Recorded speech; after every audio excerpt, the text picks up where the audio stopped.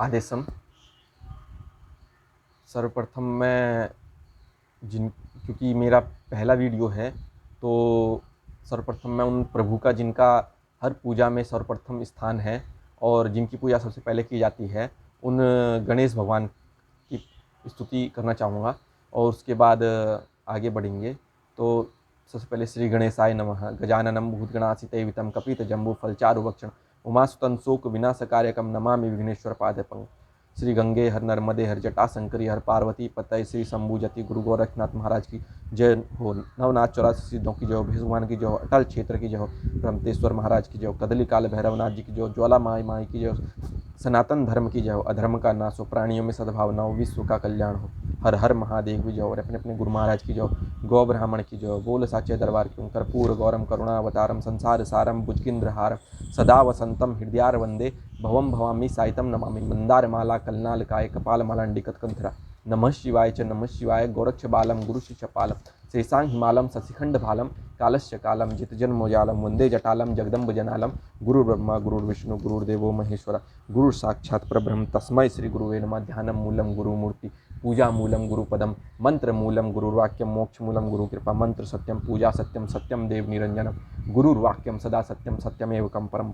तमेव माता च पिता तमेव बंधु च सखा तमेव विद्या द्रवणम तमेव सर्वम मम देवदेव।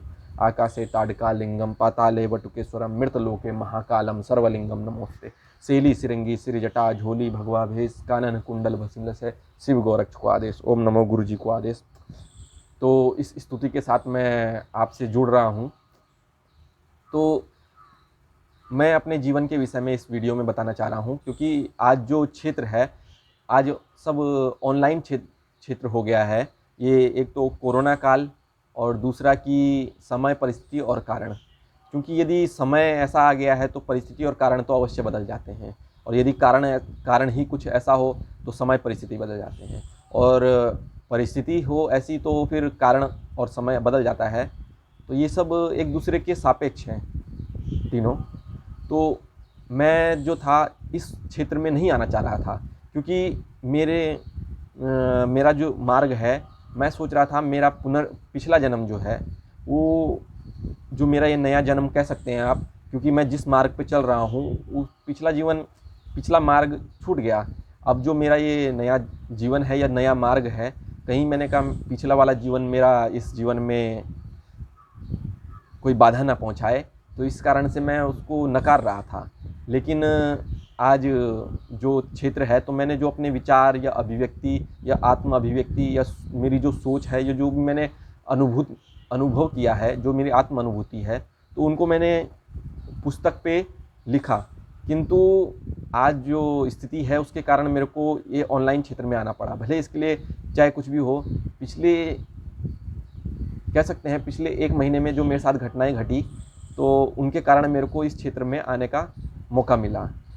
मैं धन्यवाद करूँगा महाराज जी का, जिनके सानिध्य में मैं हूँ, और यहाँ के जो बड़े और बुजुर्ग हैं और जो यहाँ के सेवक हैं, और मतलब जो यहाँ कार्य करते हैं और जो भी व्यवस्था वगैरह देखते हैं, उन सब का, जितने भी साधु संत हैं, भले वो कोई भी हो, हमारे महाराज जी योगी आदित्यनाथ जी महाराज, उनके मैं चरणों में वंदन करता हूँ। और फिर यहाँ पे जो व्यवस्था देखते हैं आदरणीय योगी कमलनाथ जी महाराज जी, और उनकी सेवा में मैं हमेशा रत रहता हूँ। तो उनका भी काफ़ी सौभाग्य है और काफ़ी आशीर्वाद है हमारे ऊपर कि हम यहाँ पे आप इस सेवा में लगे हैं। और तिवारी बाबा जी हैं, वीरेंद्र बाबा जी हैं। तिवारी बाबा जी तो जिनके कारण मैं यहाँ पे लगा हूँ, उन्होंने ही मुझे यहाँ पे जो है सेवा, इस समाधि स्थल पे सेवा करने का मौका दिया। और एक भोलेनाथ बाबा जी थे जो धनकुटवा के महंत हो चुके हैं। तो जब मैं शुरू में यहाँ आया, वैसे मेरे को पिछला जीवन बताना नहीं चाहिए, लेकिन फिर भी मैं इस जीवन के विषय में, तो जब मैं यहाँ सब कुछ छोड़ के यहाँ आ गया, तो मेरे को कुछ पता नहीं था। मैं मार्ग में केवल एक ईश्वर था, भगवान शिव का नाम जप रहा था, ओम नमः शिवाय ओम नमः शिवाय। बाकी मेरे को कुछ पता नहीं था। मैंने कहा जहाँ आप ले जाएंगे प्रभु। वैसे जाने की इच्छा मेरी बद्रीनाथ थी। मैं सोच रहा था कि बद्रीनाथ जाके वहाँ ध्यान योग साधना में लीन हो जाऊँगा, लेकिन किसी ने मेरे को बताया पिछले जीवन में ही कि सबसे पहले सर्वप्रथम गुरु की खोज होनी आवश्यक है, क्योंकि मार्ग वही बताते हैं। और शास्त्रों में कहा गया है कि गुरुर् ब्रह्मा गुरुर् विष्णु गुरुर्देवो महेश्वरा गुरुर् साक्षात परब्रह्म तस्मै श्री गुरुवे नमः। अर्थात गुरु ही ब्रह्मा है, गुरु ही विष्णु और गुरु ही देव महेश्वरा है, और गुरु साक्षात ब्रह्म के समान है, और गुरु सब कुछ है। और गुरु गोविंद दोहु खड़े काके लाको पाए, बलिहारी गुरु आपने गोविंद दियो बताए।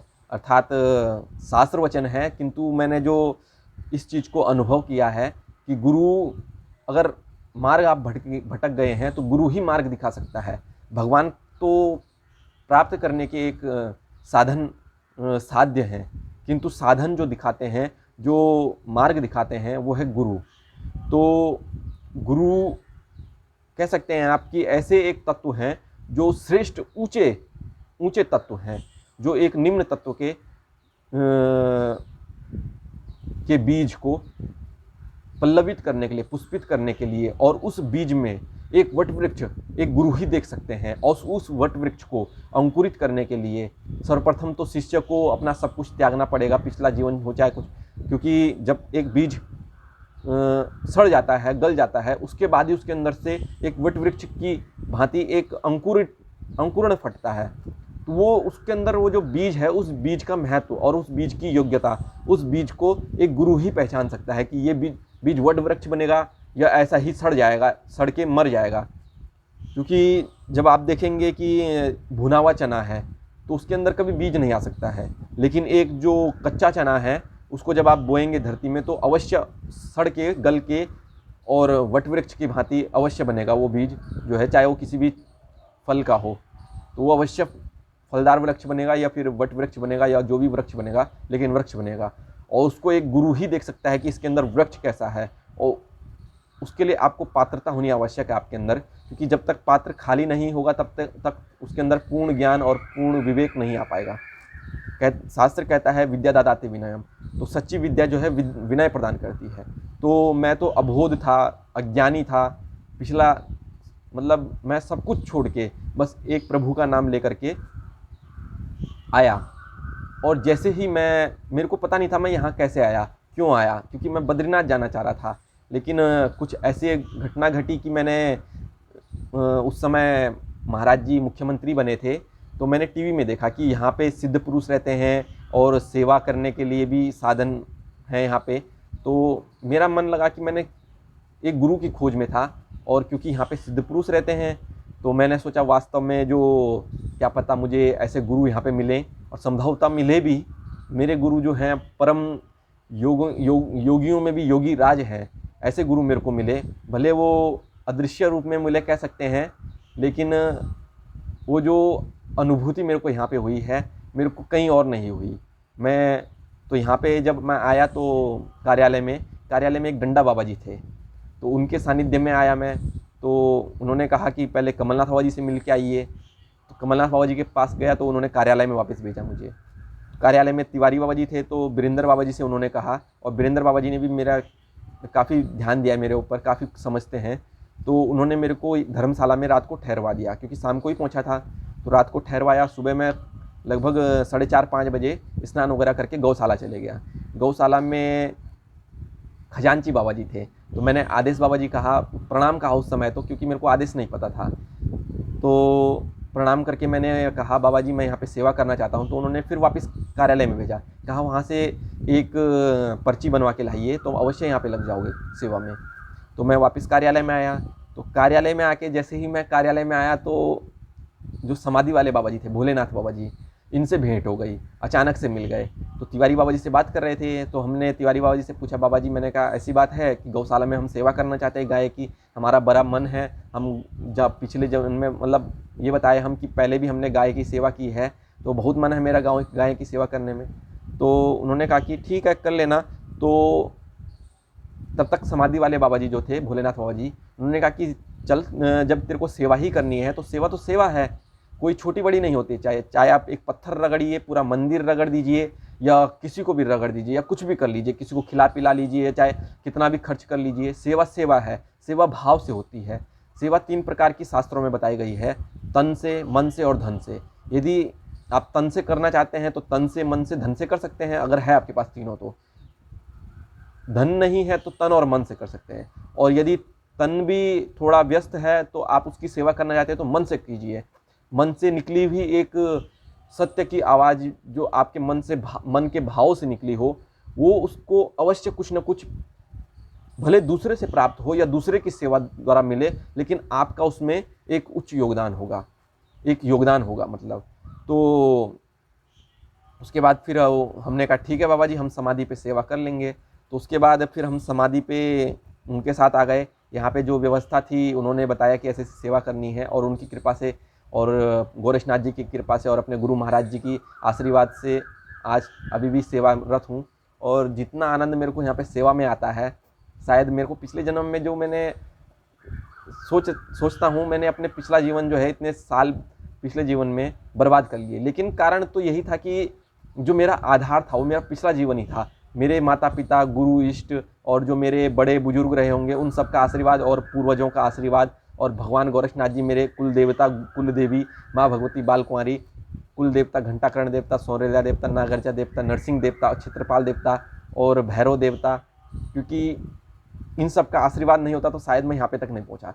तो मैं डर रहा था वास्तव में कि मैं इस क्षेत्र में नहीं आऊँगा, क्योंकि पता चला कि ये जो मैं वीडियो बना रहा हूँ ये कहीं वहाँ तक पहुँचा तो उल्टा ना पड़ जाए। लेकिन मैं अब पिछले 1 महीने में मेरे साथ जो घटना घटी, तो बीच का छोड़ते हैं, मेरे साथ जो हुआ, जो मैंने भ्रमण पे भी गया और इतने साल तक सेवा की, तो उसको छोड़ते हैं। वो मैंने अपने पुस्तक में लिखा है।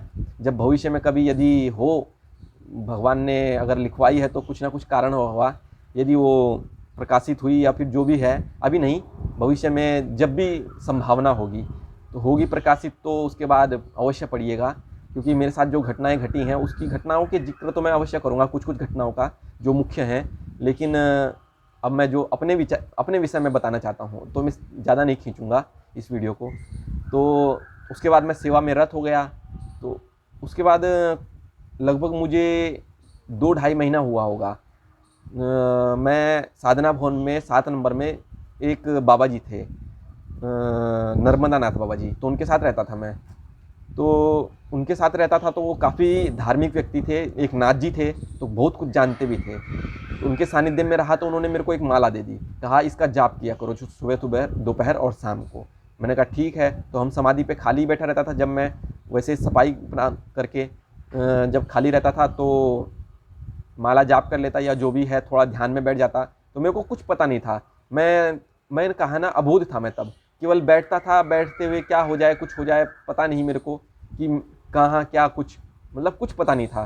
केवल सेवा था एकमात्र मेरा धर्म और कर्तव्य, बस मैं सेवा में लीन था, बाकी कुछ नहीं।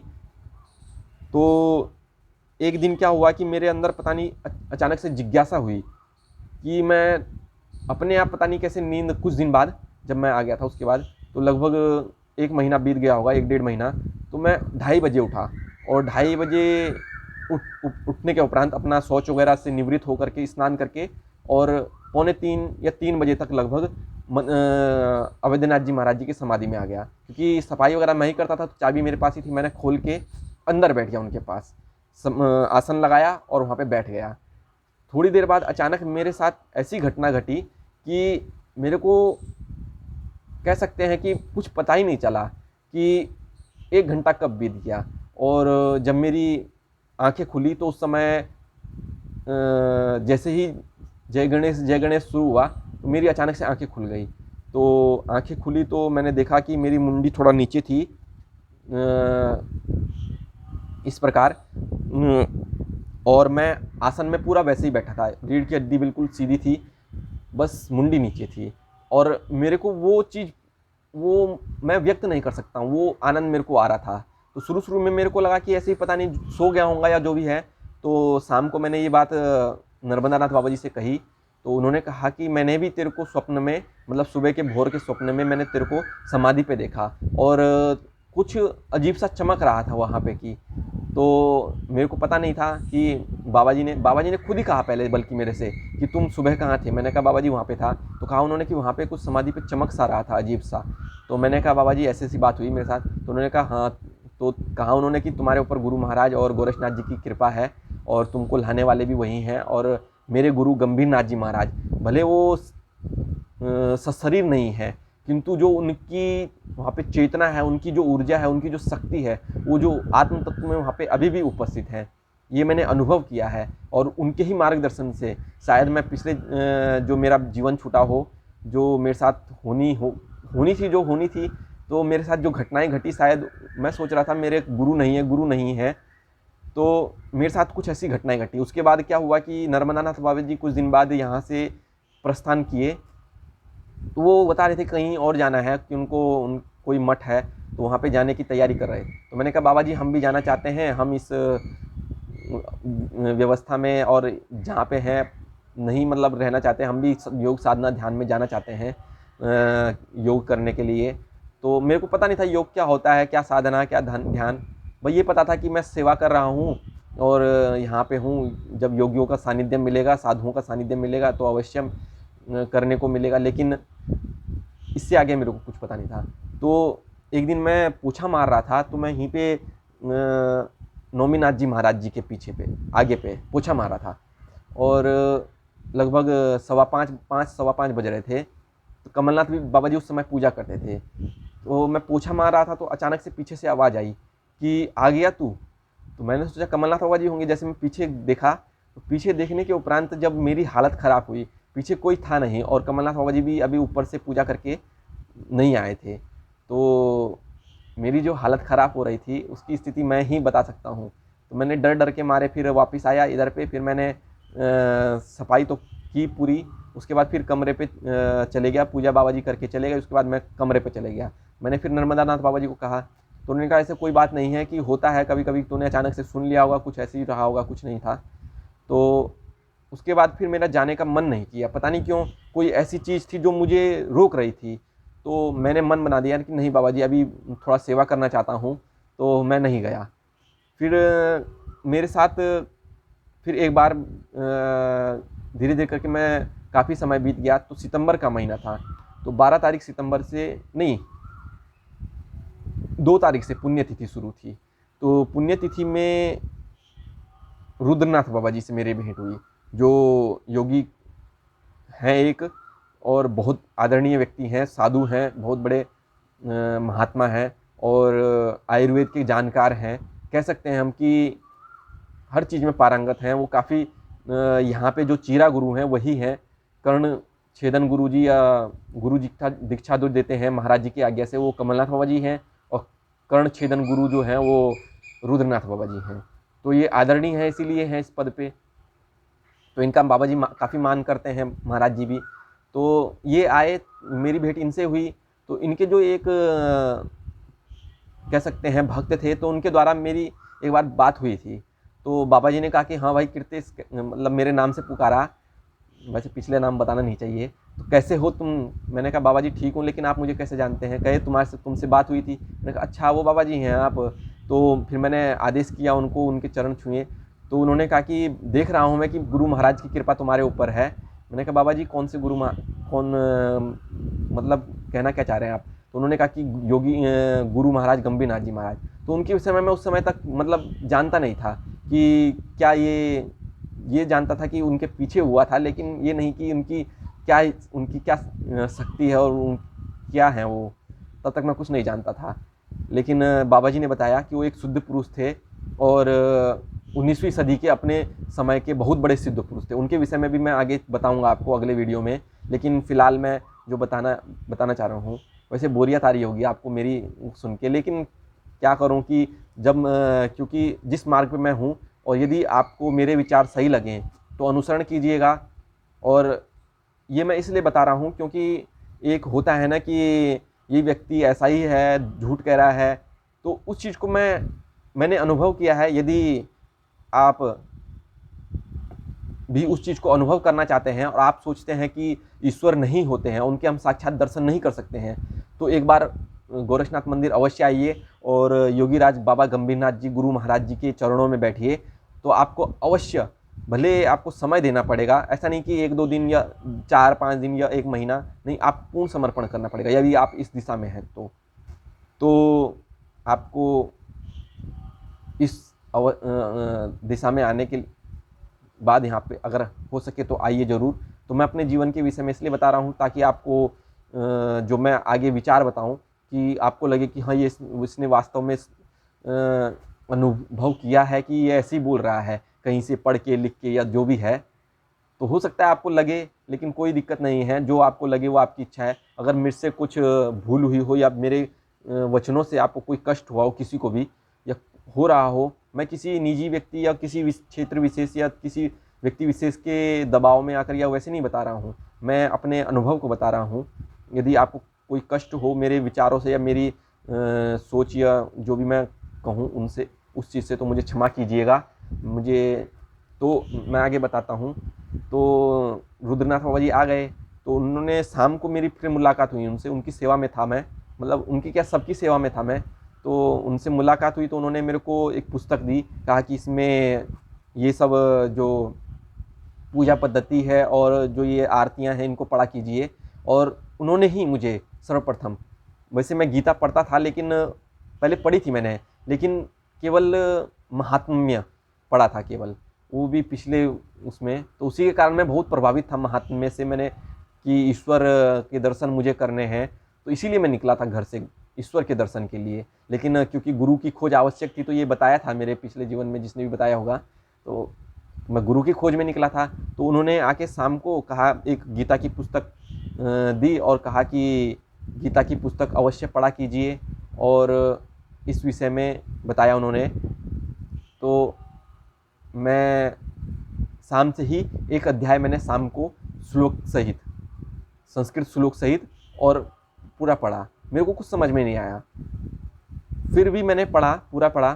तो उसके बाद मैंने उसका अनुसरण किया। लगभग 2.5 से 3 साल तक मैंने वो अध्ययन की, गीता की पुस्तक प्रत्येक दिन एक अध्याय पढ़ता था मैं यहीं पे समाधि पे बैठ के।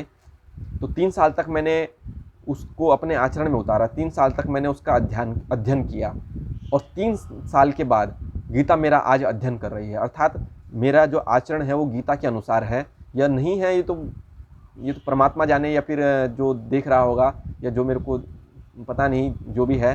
तो मैंने जो आचरण है, मैंने अपने आचरण में उस गीता को उतारा। तो उसके बाद फिर मेरी मुलाकात कमलनाथ बाबा जी के गुरु भाई सुदर्शन नाथ जी महाराज जी से हुई। तो वो उत्तराखंड के कुमाऊं मंडल से ही आए थे, तो उनसे मेरी भेंट हुई। तो उन्होंने वहाँ के विषय में बताया, जो भी एक व्यक्ति बताता है कि वहाँ कैसा है, क्या है, किस लिए है। तो मेरे को अच्छा लगा।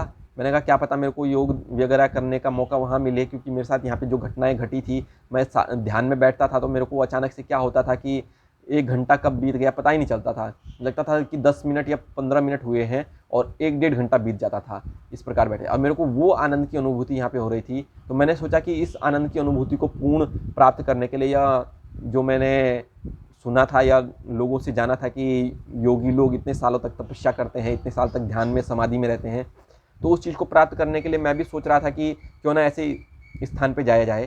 तो मैंने उनके साथ जाने का निर्णय कर लिया। तो समाधि वाले बाबा जी से मैंने पूछा, तो जब पुण्यतिथि 10 तारीख को ख़त्म हो गई, तो यहाँ पे पुण्यतिथि में एक उड़ीसा के बाबा जी हैं, योगी, क्या नाम उनका, नाम याद नहीं आ रहा है। तो हाँ, शिवनाथ बाबा जी, तो उड़ीसा के बाबा जी हैं। तो वो भी उस तरफ जा रहे थे, तो रास्ते में हम उनके शिष्य के यहाँ रुके, तो उनके साथ हम चल दिए। सुबह हम सफाई वगैरह करके चाबी कमल भोलेनाथ बाबा जी को दे करके, मैंने कहा बाबा जी, तो तिवारी बाबा जी से शाम को हमने बात की, तो उन्होंने कहा कि क्यों जा रहे हो। मैंने कहा बाबा जी ऐसी सी बात है। तो मैंने कहा अवश्य मैं 3 महीने बाद अगर मेरा मन करेगा तो पता नहीं, लेकिन अगर जैसे प्रभु की इच्छा, लेकिन मैं 3 महीने बाद हो सके तो वापस आऊँगा। तो मेरे मुँह से 3 महीना अचानक से निकल गया। तो मैं वहाँ के लिए प्रस्थान कर दिया। तो प्रस्थान किया, तो रास्ते में हम एक शिष्य थे शिवनाथ बाबा जी के, उनके यहाँ रुके। सुबह अगले दिन फिर सुबह दोपहर के समय हम वहाँ से निकल गए। फिर हम टनकपुर पहुँचे। टनकपुर से हम एक रात वहाँ पे उन सुदर्शननाथ बाबा जी के शिष्य के यहाँ रुके, होटल है उनका, तो उनके यहाँ रुके। उसके बाद हम चंपावत के लिए निकल गए। चंपावत में मैंने, चलिए वो तो पूरा पुस्तक में लिखा गया है, लेकिन मैं ये बता रहा हूँ ऊपर ऊपर से। चंपावत में गए। चंपावत में हमने जो वहाँ पे मंदिर है चंपावत में, मूल जो चंपावत बाज़ार है वहाँ पे एक नागनाथ बाबा जी का मंदिर है, और एक भगवान शिव का ही जागेश्वर नहीं है, कुछ और नाम है उसका, तो शिव भगवान का मंदिर है, काफ़ी प्रसिद्ध मंदिर है। तो वहाँ पे रुके हम, वहाँ पे दर्शन किया, एक भक्त के यहाँ रुके बाबा जी के, तो उनके यहाँ फिर दर्शन किए हम, एक एक दिन वहाँ पे रुके। फिर अगले दिन सुबह हम वहाँ से चंपावत के लिए निकल गए, जो जहाँ बाबा जी रहते थे विसंग के लिए। तो वहाँ फिर हम रुके। फिर जो मेरा जो समय बीता वो या तो ध्यान में बीतता था या फिर बाबा जी के साथ भिक्षा वगैरह मांगने में, तो लगभग 1 महीना बीता। और क्योंकि अक्टूबर का महीना था, अक्टूबर में नवरात्रे थे उस समय, तो नवरात्रों में हम 9 दिन उपवास रहा। तो बगल में भी एक ऋषिश्वर महादेव जी का मंदिर है, तो गांव वाले जो आसपास के हैं तो मेरे को पहले पूछे कि कहाँ से आए हो, क्या इस उम्र में। तो उन्होंने मेरे को घर जाने की काफ़ी कोशिश की उन्होंने कि इसको घर भेजा जाए। उन्होंने कहा पैसे वगैरह हम देंगे, लेकिन मेरा मन नहीं किया। मैंने कहा बाबा जी जब एक बार, और माता जी जो भी थे, तो मैंने कहा जब एक बार छोड़ दिया है पिछला जीवन तो अब कोई नहीं है, अब तो जिस मार्ग पे मैं चला हूँ वही केवल मेरा एक मार्ग है। और वहाँ पे मेरी भेंट एक बाबा जी से हुई, पंडित थे वो वहाँ पे। तो उसके बाद फिर हम जब नवरात्रि ख़त्म होने वाले थे तो हमारा बाबा जी का विचार था कि इसके बाद भ्रमण पे निकला जाएगा, पूरा भ्रमण किया जाएगा। तो क्योंकि मैं वहाँ पे एक साफा में और ऊपर से एक टी शर्ट थी मेरे पास, पीली टी शर्ट, जो मेरे को CISF वाले एक बाबा जी थे उन्होंने दी थी मेरे को। काफ़ी प्रेम था यहाँ पे, मैं वही बता रहा हूँ, वो लिखा है मैंने, तो काफ़ी छूट गया है, छोड़िए वो तो। लेकिन फिर वहाँ पे एक उन बाबा जी से भेंट हुई, तो पंडित बाबा जी ने जब मेरे को देखा, उन्होंने कहा कि ऐसे मत घुमा करो, ठंड लग जाएगी। मैंने कहा बाबा जी अब ठंड लगे चाहे मरे, सब भगवान के ऊपर है, देखने वाले बगल में बैठे हैं। तो उनसे रोज़ शाम को और सुबह और दोपहर में भेंट होती थी। तो उन्होंने ही पहली जो स्वेटर थी, जो मेरे को स्वेटर दी, तो उस समय भ्रमण के लिए निकला था मैं, तो वो स्वेटर उन्होंने कहा कि यहाँ ठंड बहुत है, क्योंकि अक्टूबर का महीना है और अगले महीने नवंबर लगने वाला है, तो यहाँ पे जो ठंड पड़ती है बहुत बर्फ़ भी पड़ती है। लेकिन वो जो निकलते थे, जब वो अपने लिए भोजन खाद्य सामग्री लेने के लिए निकलते थे, तो वो केवल एक लुंगी जो होती है उसी को ओढ़ करके और नंगे पैर, और सुबह स्नान करके 4 बजे, वहाँ की जो पानी का जो तापमान था वो लगभग नहीं भी तो 12-13 डिग्री रहा होगा, सामान्य तापमान जो वहाँ का रहता है सुबह और शाम को। दोपहर को थोड़ा धूप रहती है, लेकिन सुबह शाम का तापमान इतना। हम तो गर्म जल करते थे तो उससे स्नान करते थे, गुनगुना केवल, तो वो भी ठंडा लगता था जब गिरते थे तो अपने ऊपर। तो उसके बाद फिर हम जब नवरात्रि वगैरह बीत गए तो उनके बाद वो चले गए अपना। तो वो जो उसके बाद फिर हम भी नवरात्रि ख़त्म करके उसके लिए भ्रमण के लिए प्रस्थान कर दिए। तो जो बाबा जी के भक्त थे, हम उनके यहाँ जाते थे, ठहरते थे, विश्राम करते थे, भोजन वगैरह वहीं लेते थे। उसके बाद फिर अगला चरण अगले दिन लगभग मैं क्योंकि नंगे पैर था, मैंने जब इस मंदिर में, गोरखनाथ मंदिर में आया, तो मैंने अपने चप्पल त्याग दिए। मैंने कहा अब मैं नंगे पैर ही रहूँगा, क्योंकि मेरी इच्छा थी, पहले मेरी इच्छा थी केवल कुछ दिन के लिए, लेकिन जब मैं धीरे धीरे करके इस और बड़ा आगे बताऊँगा, तो नंगे पैर ही था मैं। तो रोज़ लगभग नहीं भी तो 30-35 किलो, 25-30 किलोमीटर चलना होता था। तो पैर ही, नंगे पैर ही, कभी सड़क पे, कभी पर्वत, कभी जानते होंगे आप पहाड़ी क्षेत्र है।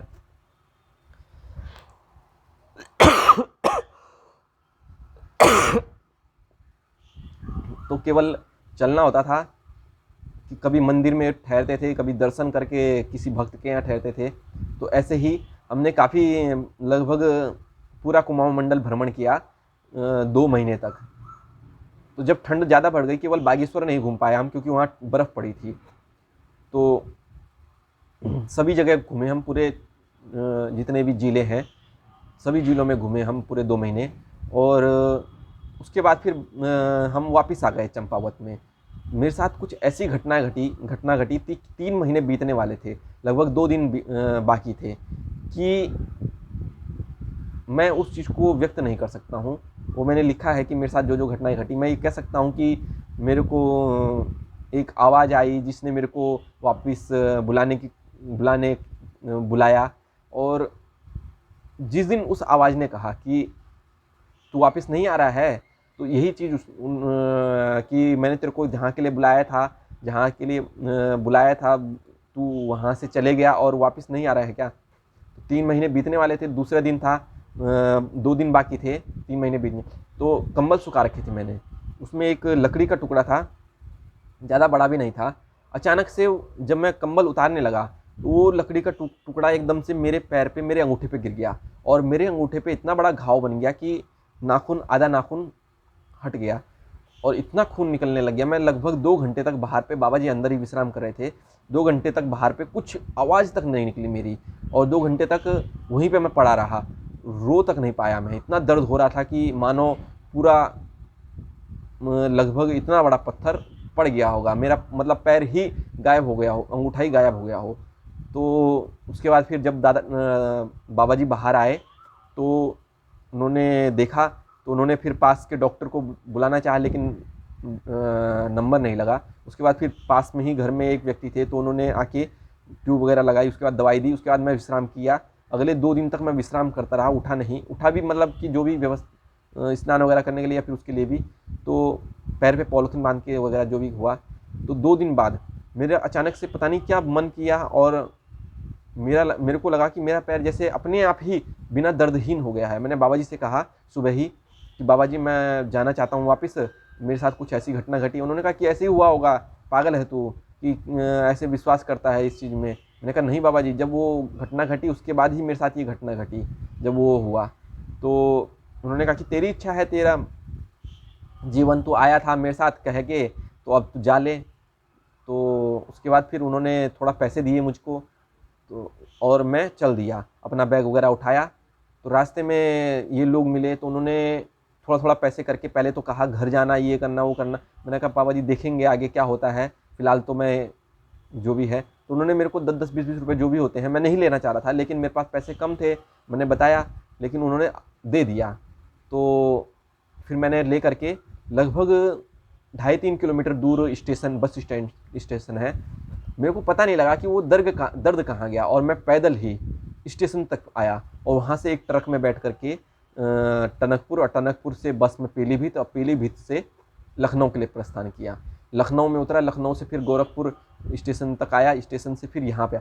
जैसे ही मैं मंदिर के सामने पे पहुँचा, मेरे अंदर जो अनुभूति, जो मेरे को अनुभव हुआ, जो मेरे को शांति मिली, जो मेरे अंदर आनंद आ रहा था, मैं तो नाच रहा था अंदर से कि मैं वापस आ गया। कि तो सर्वप्रथम मैं बड़े महाराज गोरखनाथ जी के दर्शन करने गया।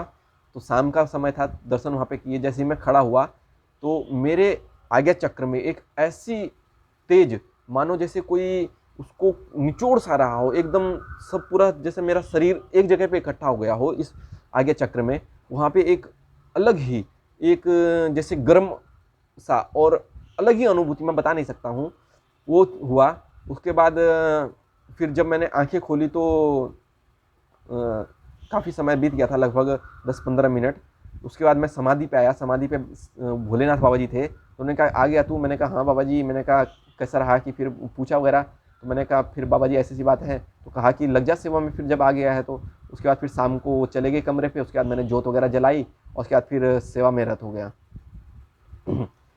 कुछ मेरे साथ इस बीच में फिर घटनाएं घटी जो मैं बता नहीं सकता हूँ। ऐसी अनुभूतियाँ हुई मेरे को कि मैं एक एक 1.5 घंटे तक बैठता था, क्योंकि इससे ज़्यादा बैठने का समय नहीं मिलता था, सेवा करनी पड़ती थी। तो मैं जो अनुभूतियाँ मेरे साथ हुई, तो उस चीज़ में मैं आनंद लेने लग गया। उसके बाद मेरे को लगा कि नहीं, जो चीज़ यहाँ पे मेरे को अनुभव हो रहा है, शायद मैं बद्रीनाथ जाऊँ या अन्य कहीं और जगह जाऊँ तो वो चीज़ ना हो। तो मैं यहीं पे रुक गया।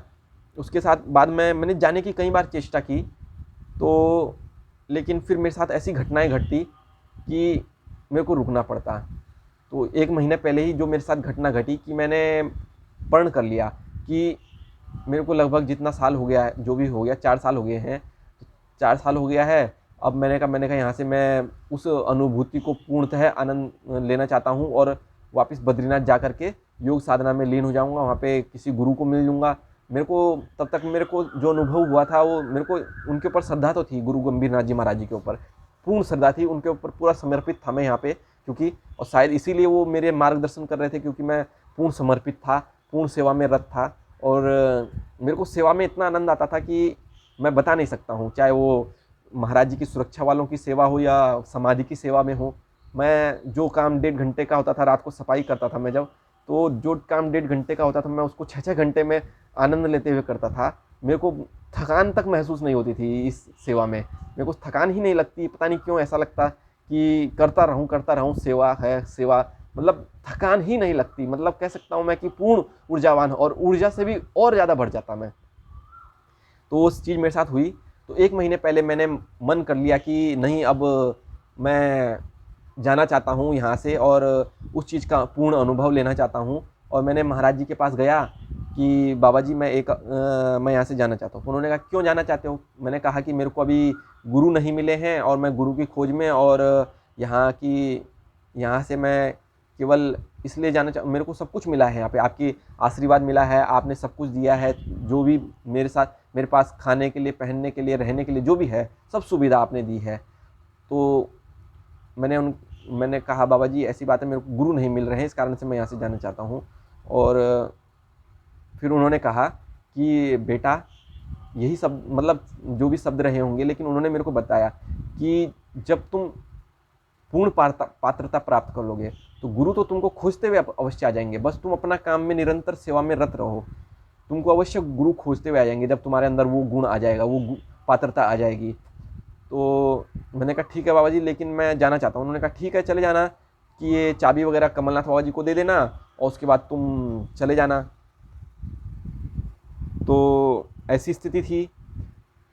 उसके बाद मेरे साथ ऐसी घटना घटी कि जब अगली बार महाराज जी आए तो मैंने कहा बाबा जी मैं जाना तो नहीं चाहता हूँ, लेकिन मैं बद्रीनाथ वगैरह की दर्शन करने के लिए जाना। उन्होंने कहा ठीक है। तो उन्होंने पूछा बल्लू बाबा जी से, जो उनके सहायक हैं, तो उनसे पूछा उन्होंने कि कब कपाट खुल रहे हैं। तो उन्होंने बताया कि अभी मई में खुलेंगे, 16-17 मई के बाद। तो उन्होंने कहा ठीक है, वहाँ तब चले जाना। तो उसके बाद फिर मैंने ठीक है, तो मेरे साथ जो बीच में 1 महीना फिर ये गुजरा है, या जो मैंने अनुभव किया है, तो उसके बाद मेरे को लगा कि हाँ, गंभीर नाथ जी महाराज जी ने जो मेरे साथ जो उनका रहना, उनका हर पल मेरे साथ अनुभव होना, और पल पल ऐसा लगना कि मेरे साथ कोई है, कोई अदृश्य शक्ति, जिसके कारण मैं यहाँ पे आया हूँ, वो मार्गदर्शन मेरा प्रारंभ से ही कर रही थी। चाहे मेरा पिछला जीवन हो या चाहे कुछ भी हो, क्योंकि मेरे साथ जो पिछले जीवन में घटनाएं घटी और जिस अवस्था में मैं आज हूँ और जो मेरी डगर रही, जो रास्ता रहा,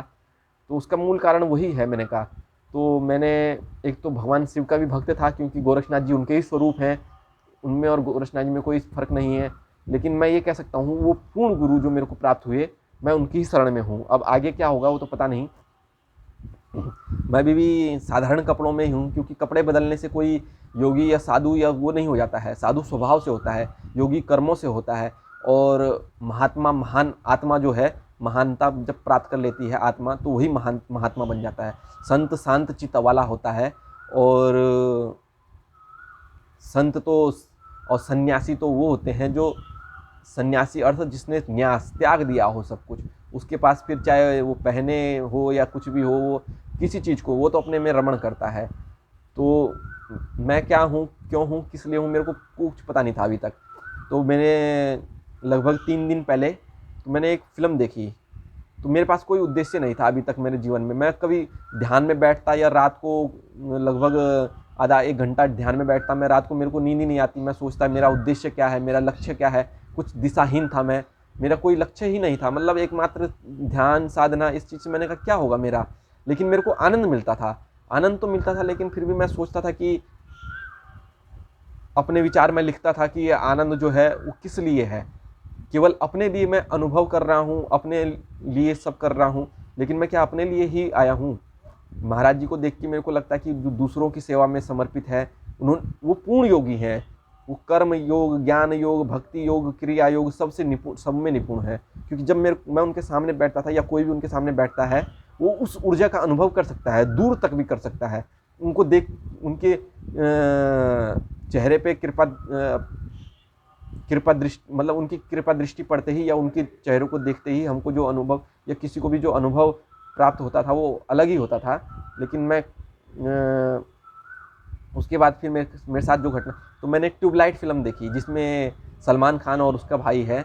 तो उसमें जब सलमान खान छोटा था तो उसके साथ एक घटना घटी। तो महात्मा गांधी जी ने जो बात कहा कि जब तक तुम खुद के ऊपर यकीन नहीं करते हो, वो जो कहा उन्होंने शब्द, वो मेरे दिल में चुभ गया और मेरे दिल में ऐसा लगा कि मैंने कहा जब तक मैं यकीन ही नहीं कर रहा हूँ अपने गुरु के ऊपर कि मेरे को गुरु मिल चुके हैं, मैंने कहा अब तो मैं चाहे कुछ भी हो जाए, मैं अपने विचारों को, अपने जो भी है, मैं सबके सामने प्रस्तुत करूँगा। तो मैं इस चीज़ में ऑनलाइन क्षेत्र में नहीं था, तो मैंने अखबार पढ़ा परसों, तो उसमें यूट्यूब के विषय में था। तो क्योंकि अब कोरोना का काल है और सब ऑनलाइन हो चुका है, चाहे शिक्षा हो, स्वास्थ्य हो या अन्य कोई भी सेवा हो, तो सब ऑनलाइन ज़माना है। तो मैंने कहा क्यों ना मैं अपने विचार भी ऑनलाइन सबके साथ साझा करूं, और इसलिए मैं ऑनलाइन आया।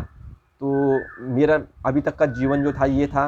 और मैं जो हूँ काफ़ी पिक्चरें देखता हूँ क्योंकि मैं पिक्चरों का शौकीन हूँ, चाहे वो हॉलीवुड हो, बॉलीवुड हो या किसी भी क्षेत्र से हो। लेकिन मेरा जो देखने का तरीका है, मेरा जो नज़रिया है, मेरे जो विचार हैं उसके प्रति, मैं उसमें ये देखने के लिए देखता हूँ कि वहाँ की जो संस्कृति है या जिस क्षेत्र से भी हो, वो दक्षिण साउथ की फ़िल्म हो या हॉलीवुड फ़िल्म हो, वहाँ की सभ्यता, संस्कृति, सोच, उनकी कल्पना, उनकी नज़रिया, उनकी जो आज की परिस्थिति है उसके विषय में हमें बताती है।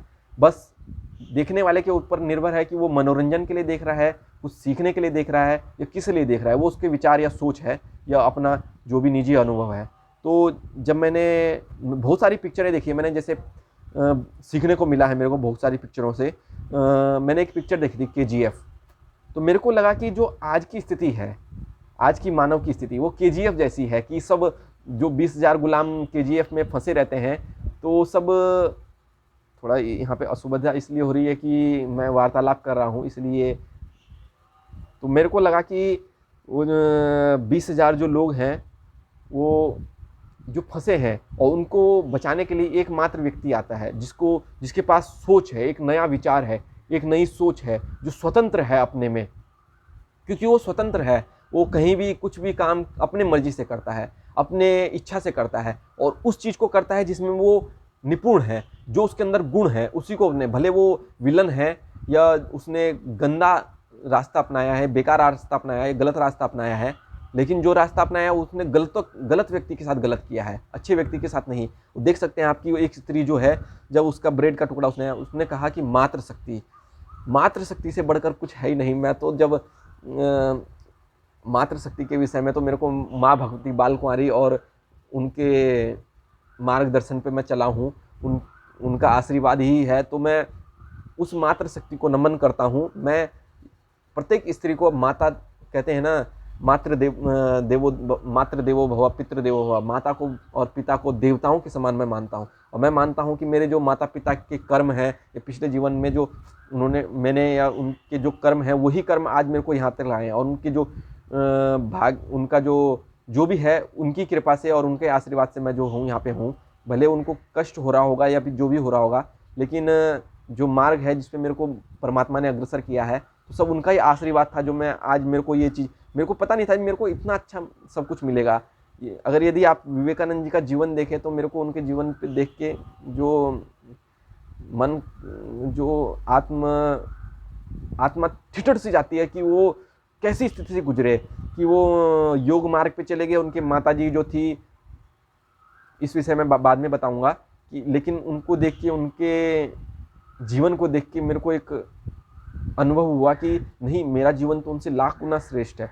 भले मैं अभी उस क्षेत्र में जा रहा हूँ, लेकिन जो उनकी स्थिति थी और उनके होते हुए वो इतने बड़े विद्वान थे, मैं तो वैसा भी नहीं था, साधारण सा व्यक्ति था, साधारण सोच का था। साधारण सोच क्या, मैं तो कैसी सोच थी, अबोध बालक था मैं। लेकिन ये जो मेरे को प्राप्त हो रहा है सब गुरु महाराज और ईश्वर की कृपा है, भगवान शिव की कृपा है और महाराज जी की कृपा है, क्योंकि उनकी ही सब देन है, उनकी सानिध्य में मैं हूँ।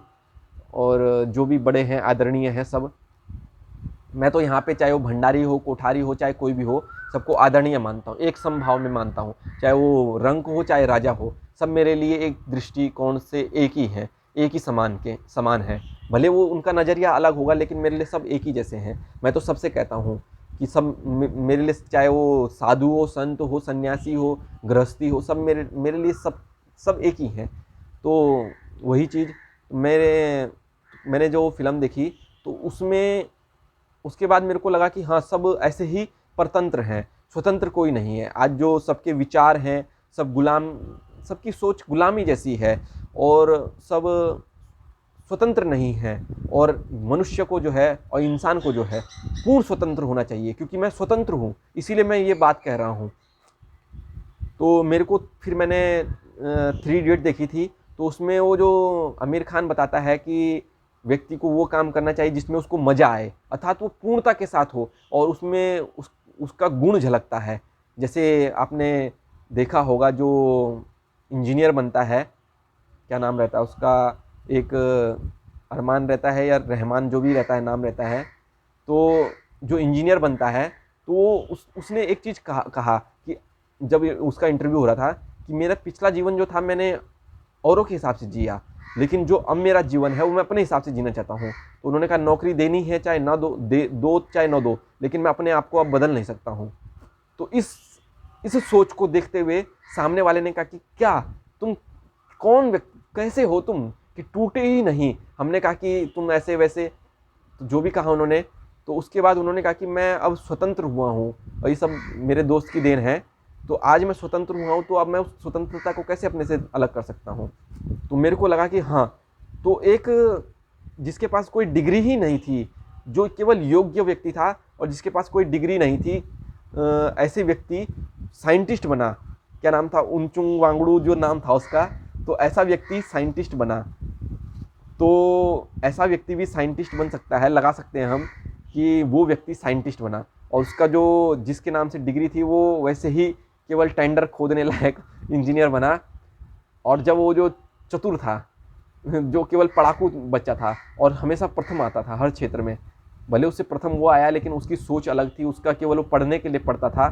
और वही चीज़ मैं आपको बताऊंगा अभी। तो मैंने अपनी पुस्तक में अपने विषय में लिखा है, इस विषय में जब आप क्या बताऊँ, लेकिन कर रहा है मन बताने का, लेकिन काफ़ी वीडियो लंबी हो जाएगी इसलिए मैं नहीं बताना चाहता हूँ। तो जो चतुर था, हमने देखा कि मैं इसके विषय में बताऊंगा आपको, हमारी जो संस्कृति के ऊपर प्रभाव पड़ा है, या हमारी जो आज संस्कृति विकृत संस्कृति हो चुकी है, उसका मूल कारण भी इसमें ही 3 इडियट में छुपा हुआ है। जो आप चतुर को देखेंगे वो हिंदी नहीं जानता था, लेकिन वो अंग्रेजी में जो अंग्रेजी भाषा में हिंदी को अंग्रेजी के उसमें बदला गया था। और जो इस उनचुंग वांगडू ने या आमिर खान ने जो बदलाव उसमें किए थे कि धन की जगह स्तन और जो अन्य बदलाव किए थे, और तो मेरे को लगा कि हमारे जो प्राचीन काल के ऋषि मुनियों द्वारा वेद शास्त्र वगैरह जो लिखे गए थे, उनका आज मूल खो गया है, या मूल है भी तो बहुत कम है या बहुत गिना चुना है। आज तो टीकाएं हो चुकी हैं, और वो जो टीकाएं हैं उनको हम देखते हैं इसी रूप में कि विदेशी आए, उन्होंने हमारे साथ शास्त्रों के साथ इसी प्रकार बदलाव किया जैसे आमिर खान ने उसके साथ बदलाव किया, और हम उसी बदलाव को ग्रहण करते हुए अपने विकृत संस्कृति को लेकर के और आज उसको भूल चुके हैं। मैं आज जो इस स्थिति में हूँ, मैंने जिस शास्त्र का अनुभव और अपने गुरु जी के वचनों का अनुभव जो पालन किया है, उनके धर्म सूत्र में जो उनके उपदेश थे, उन्हीं उपदेशों के आधार पे और उन्हीं के मार्गदर्शन पे चलते हुए मैं आज यहाँ पे पहुँचा हूँ। मैंने वेद, वेदांत, शास्त्र, उपनिषद, इन सब का पाठन किया, भले हिंदी में किया मैंने, लेकिन मैंने उन चीज़ों को अनुभव किया, आत्मसात किया, अपने आचरण में लाया, और जो गलत था उसको हटा दिया, उसको नकार दिया, लेकिन जो सही था, जो सही लगा मेरे को, तो वही मैं कहना चाह रहा हूँ। मेरे जीवन में जो आपको सही लगे उस चीज़ को ग्रहण कीजिए, और जो न लगे वो हटा दीजिए, चाहे वो मेरे विचार हो, सोच हो, या जो मेरे अनुभव हो। अगर आपको अच्छा लगे तो ठीक, नहीं लगे तो हटा, कोई दिक्कत नहीं है। तो इस पिक्चर से मेरे को ये अनुभव हुआ 3 इडियट देखने पे। उसके बाद मैंने कुंफू पांडा 1, 2 और 3 भाग देखे। तो कह सकते हैं कि वो जिस प्रकार की फिल्म है, लेकिन उसको देख के मेरे को कुछ सीखने को मिला। तो उसमें जो पांडा था, तो उसके गुरु जब बताते हैं उसको कि तुमको अपनी शक्ति के ऊपर काबू करना है, अपने मन के ऊपर नियंत्रण करना है, तो तुम प्रकृति के ऊपर भी नियंत्रण कर पाओगे। तो मेरे को उससे सीखने को मिला कि मन के ऊपर कैसे नियंत्रण करते हैं। मैं जब ध्यान में बैठता हूँ तो मेरे को पता नहीं होता कि मेरे विचार क्या हैं, सुन हो जाता हूँ एकदम, ऐसे लगता है कि कोई विचार ही नहीं, कोई इच्छा ही नहीं। अब तो मेरी लगता है कि कोई इच्छा ही नहीं है। वही मैंने कहा ना कि मेरी क्या इच्छा है, क्या उद्देश्य है कुछ पता ही नहीं था। मैं दिशाहीन भटक रहा था, एक मृतक की भांति कह सकते हैं आप। मेरे को आनंद आता था, लेकिन उस आनंद का क्या करना है, जो परम आनंद आता था मेरे को, मतलब मैं बता नहीं सकता हूँ, वो चीज़ अनुभव कर सकता हूँ मैं। अभी रात को जब बैठता हूँ तो लगता है कि अब बैठा रहूँ, लेकिन फिर थोड़ा उसके बाद जब 1-1.5 घंटा या आराम से बैठता हूँ, उसके बाद फिर उठना पड़ता है, फिर उसके बाद आराम कर लेता हूँ, फिर 1.5-2 घंटा 2.5 घंटा विश्राम करता हूँ, तो वो अभी बताऊँगा मैं आपको। तो उसके बाद फिर उससे जो मेरे को सीखने को मिला, वो मिला मेरे को स्वधर्म शासन, अर्थात अपने धर्म के अनुसार शासन होना चाहिए, अर्थात जो आपका कर्तव्य है उसके अनुसार, जो आपके अंदर गुण है, न कि आज की स्थिति के अनुसार। एक आईएएस बना, देखा कि लोगों ने कि आईएएस बन रहा है, और प्रत्येक व्यक्ति के मन में भर दिया लोगों ने, जो पढ़ाने वाले हैं या पढ़ने वाले हैं, जो भी हैं आजकल के अध्यापक वगैरह, शिक्षक। आज तो शिक्षक बचे ही नहीं है, केवल एक व्यापारी बच गए हैं शिक्षा के क्षेत्र में भी, या व्यापार ही बन गया है शिक्षा, केवल साक्षरता मात्र है। कहते हैं विद्या ददाति विनयम, लेकिन आज मैं जो देख रहा हूँ आजकल के व्यक्तियों को या बच्चों को या विद्यार्थियों को, शिक्षा तो है ही नहीं, विनय तो है ही नहीं, केवल साक्षरता है। और उनकी भाषा शैली देखिए, उनके आचार विचार देखिए, ऐसा लगता है कि इनके संस्कार ही गायब हो गए हैं। तो वो सब हमारे माता पिता और गुरुजनों की देन है, तो कह सकते हैं आप। तो मैंने अनुभव किया कि स्वधर्म शासन होना चाहिए, अपना शासन, क्योंकि जब आपकी अलग अलग लोगों की अलग अलग सोच है, अलग अलग विचार हैं, अलग अलग क्षेत्र हैं, तो जब हर कोई अपने क्षेत्र में निपुण होगा, अपने विचारों में निपुण होगा, अपने गुणों में निपुण होगा, तभी हमारा देश जैसे पहले था कि हर कोई मखमल का वो बनाता था, हमारा देश कितना उच्च समृद्ध था। कोई किसानी में अपना इतना निपुण था, कोई कालीन बनाने में इतना निपुण था, कोई लोहार में कार्य में इतना निपुण था, कोई अन्य कार्य में, कोई सोनारी में, मतलब ऐसे बहुत से कार्य थे हमारे समाज में, औद्योगिकरण। तो उस समय जो हमारा देश था कि लोग यहाँ से व्यापार के लिए, यहाँ से मसाले वगैरह, मसालों का देश कहा जाता था। काला सोना, जो हमारी काली मिर्च जो है, जब हम इतिहास में पढ़ते हैं तो काला सोना जो है, यहाँ से पूरे विश्व में जो मसालों का केंद्र है, सभ्यता संस्कृति का केंद्र। अगले वीडियो में बताऊंगा मैं आपको संस्कृति, हमारी जो संस्कृति है, सभ्यता है, और हमारे जो धर्म शास्त्रों की देन है, जो आज विश्व में प्रत्येक धर्म, सबसे पहले 3 ही धर्म मात्र थे, और उससे पहले एक सनातन हिंदू धर्म ही था, और उसी से यहूदी, फारसी और हिंदू धर्म निकले, जो प्राचीन धर्म है। उसके बाद फिर यहूदी धर्म से ही इस्लाम और ईसाई धर्म। इस विषय में बाद में बताऊंगा मैं, क्योंकि ये बहुत विस्तृत क्षेत्र है, अध्यात्म का जो क्षेत्र है, कह सकते हैं ये अध्यात्म का क्षेत्र है और विस्तृत क्षेत्र है। हमारे धर्म ग्रंथों का क्षेत्र विस्तृत क्षेत्र है। योग का वास्तविक अर्थ जो है वो मैं आपको अगले उसमें बताऊंगा। तो इस वीडियो में यही बताना चाहता हूँ कि स्वधर्म शासन होना चाहिए। तो आज जो सब भेड़ चाल जो है, किसी ने कहा, पहले आया था कि इंजीनियर बन रहे हैं सब, तो इंजीनियर की ही दिशा में सब, कि IIT सब नाचने लगे IIT की ओर। फिर आज जो है स्थिति IAS अधिकारी, केवल एक अधिकारी है, लोगों को मिलता है कि वो जो पद है, पद प्रतिष्ठा है, उसमें पैसा है, सब कुछ है, तो पद प्रतिष्ठा और पैसा पाने के लिए सब उसमें जाना चाहते हैं। यहाँ तक कि आज मैं जो देख रहा हूँ, जो देखता हूँ वीडियो में, तो 10वीं क्लास का विद्यार्थी भी एक IAS की कोचिंग कर रहा है, 10वीं क्लास का विद्यार्थी। और जो उसको कोचिंग करा रहे हैं, मैं उनका गलत वो नहीं कर रहा हूँ, लेकिन जो उनकी सोच है, वो कहते हैं अहो भाग्य, ये जो 10वीं क्लास का बच्चा, मैं इनका अनुसरण करता हूँ, इनका आप हमारे, मैंने काफ़ी देखा हूँ, उनका अनुसरण करता हूँ कि 10वीं क्लास का बच्चा कि यहाँ पहुँचा है तो अगले, अरे भाई 10वीं क्लास का बच्चे के ऊपर इतनी जानकारी। आजकल केवल जो पढ़ाई है हमारी, वो जानकारी मात्र है, क्योंकि पाश्चात्य सभ्यता संस्कृति की देन है ये। हम जो कर रहे हैं पढ़ाई, वो पाश्चात्य संस्कृति और सभ्यता के आधार पर कर रहे हैं, और उन्हीं की देन है। आज हम अंग्रेजी बोल रहे हैं, लेकिन हमें वापस वहीं हिंदी और संस्कृति की ओर आना पड़ेगा, संस्कृति की ओर आना पड़ेगा। देख ही रहे हैं आप, कोरोना काल में अपने आयुर्वेद की ओर आ रहे हैं, अपनी संस्कृति की ओर आ रहे हैं।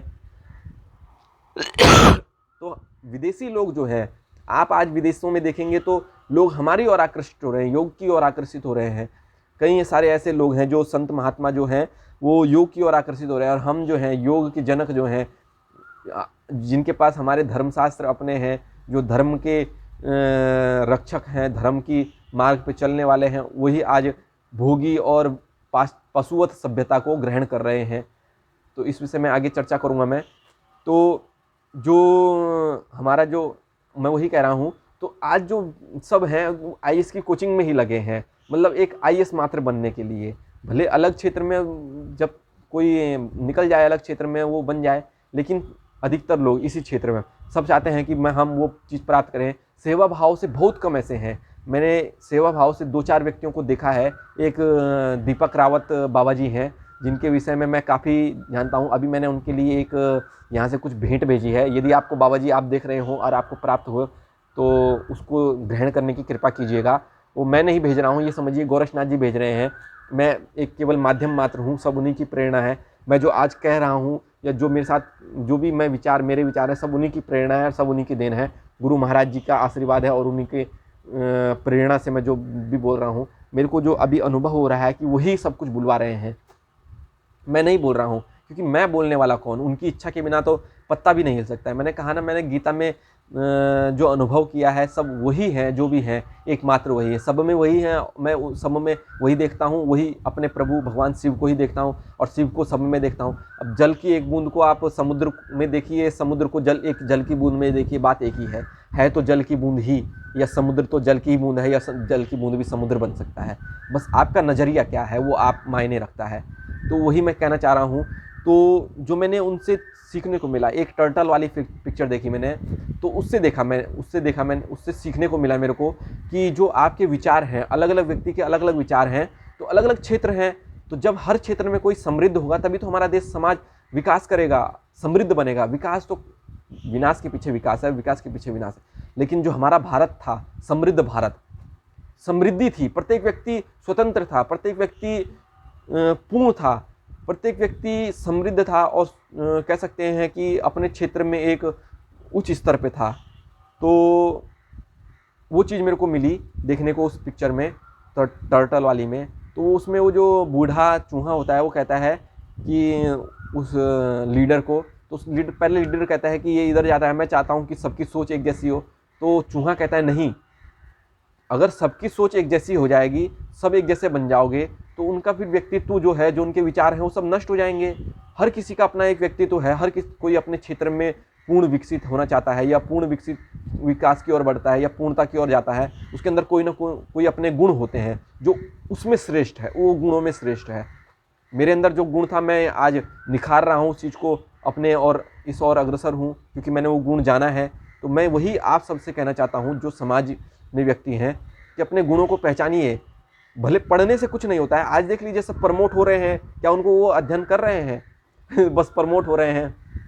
मेरे को भी महाराज जी ने पढ़ने के लिए कहा, मैंने मना कर दिया, बाबा जी मैंने कहा मन विचलित ना कीजिए, और मेरा मन विचलित हो रहा है। फिर बीच में मैंने लगभग 3 साल बाद इस पिछले साल मैंने पढ़ने का मन बनाया, लेकिन मेरे पढ़ने के मन बनाने के कारण जो मैं अध्ययन करता था उसके बाद उसमें भी मन नहीं लगा, और मेरा जो 3 महीने या 4 महीने का जीवन का जो 4 महीना है, ये मेरे इतना कह सकते हैं आपकी मतलब कह सकते हैं विचलित बीता। मेरा मन इतना विचलन था इसमें, क्योंकि जो मैं पढ़ता था पहले, जो मैं पढ़ता था एक बार में मेरे को उस चीज़ को याद नहीं कह सकते हैं, लेकिन उस चीज़ को मैं जान लेता था। लेकिन उसके बाद जो मैं पुस्तक मैंने पढ़ना शुरू किया तो उसको मैंने पढ़ने के हिसाब से ना पढ़ करके याद करने के हिसाब से पढ़ा। मैं 10 बार भी पढ़ता तो याद नहीं होता, लेकिन जब मैंने पहले पढ़ता था तो एक बार में भी जो पुस्तक मैंने, जितनी भी पुस्तकें मैंने पढ़ी, एक बार पढ़ी केवल, जितने भी शास्त्र पढ़े या धर्म ग्रंथ पढ़े, वो चीज़ मेरे को अभी पूछ लीजिए आप, मेरे सब बता दूंगा। भले ये ना बता पाऊँ कि इस पेज में है ये है, लेकिन जो उसमें मूल है वो मैं आपको बता सकता हूँ कि इस धर्म का मूल, क्योंकि मैंने वो अनुभव किया है। मैंने कह सकते हैं आपकी अपने धर्म को अनुभव किया है, अपने ईश्वरत्व को अनुभव किया है, योग को अनुभव किया है, योगांत को अनुभव किया है। यहाँ तक कि मैंने रामकृष्ण परमहंस जी के विचारों पे और उनके रास्ते पे चल के अन्य धर्मों के विषय में भी अनुभव किया है। और तो मैं कहना चाह रहा हूँ आज के समाज से और विद्यार्थियों से, खासकर युवाओं से, कि अपनी सोच अलग बनाइए, अपने सोच के अनुसार चलिए। आपके कुछ विचार हैं, मूल विचार हैं आपके अंदर कुछ ऐसे गुण हैं जो आपको एक उच्च स्तर तक, अगर मान लीजिए सचिन ही है, और सचिन अपने विचारों को, यदि अपनी सोच को और अपने गुणों को, उसका मूल गुण था कि क्रिकेट खेलना, एक गेंद को इतना मारता था वो, उसी में उसको आनंद आता था। जो उसके जिस चीज़ में आपको आनंद आए उस चीज़ में आगे बढ़िए, आप पूर्णता को प्राप्त करेंगे। वो आज भारत रत्न बन गए हैं क्योंकि उनके अंदर वो गुण था। उन्होंने एक गेंद को मारते मारते, क्योंकि वो उसी में चीज़ में उनको आनंद आता था, तो आज वो इतने बड़े बन गए। आप टाटा जी को देख लीजिए। मेरे को एक ऐसे औद्योगिक व्यक्ति, या कह सकते हैं आप व्यक्ति, जिनको मैं कह सकता हूँ कि उन्होंने वास्तव में अपने इस धर्म को ग्रहण किया है और वास्तव में उनके अंदर गीता का प्रभाव है उनके अंदर। तो उनका जो नज़रिया होता है या जो उनके भी कर्म होते हैं वो समाज के लिए ज़्यादा होते हैं, वो व्यवसायी व्यवस्था को देखते हुए नहीं होते हैं। बिल गेट्स को देख लीजिए। बिल गेट्स ऐसे व्यक्ति हैं जिन्होंने अपना 90% समाज की सेवा में लगा दिया है। और मार्क जुगरबर्ग को आप जानते होंगे, जिन्होंने फेसबुक के जनक हैं, लेकिन उनको जो मार्ग मिला वो यहीं भारतीय संस्कृति में आके मिला, गीता का मार्ग मिला उनको। और यहाँ के गुरुओं का, योगियों का मार्ग मिला उनको। और भी बहुत सारे ऐसे हैं, चाहे वो, तो पढ़ने से कोई महान नहीं बना है, चाहे वो एडिसन ले लीजिए या आपके रामानुजन ले लीजिए। बहुत सारे ऐसे चरित्र हैं आपके सामने। 3 ऐसे साइंटिस्ट हैं जो कह सकते हैं आपकी मतलब पढ़े लिखे नहीं हैं ज़्यादा। आइंस्टीन देख लीजिए, या और भी याद नहीं आ रहा है मेरे को। 3-4 ऐसे साइंटिस्ट हैं जिन्होंने बहुत सारे आविष्कार किए हैं और बिना पढ़े। एडिसन आपके सामने ऐसे आविष्कारक हैं। तो वही मैं कहना चाह रहा हूँ।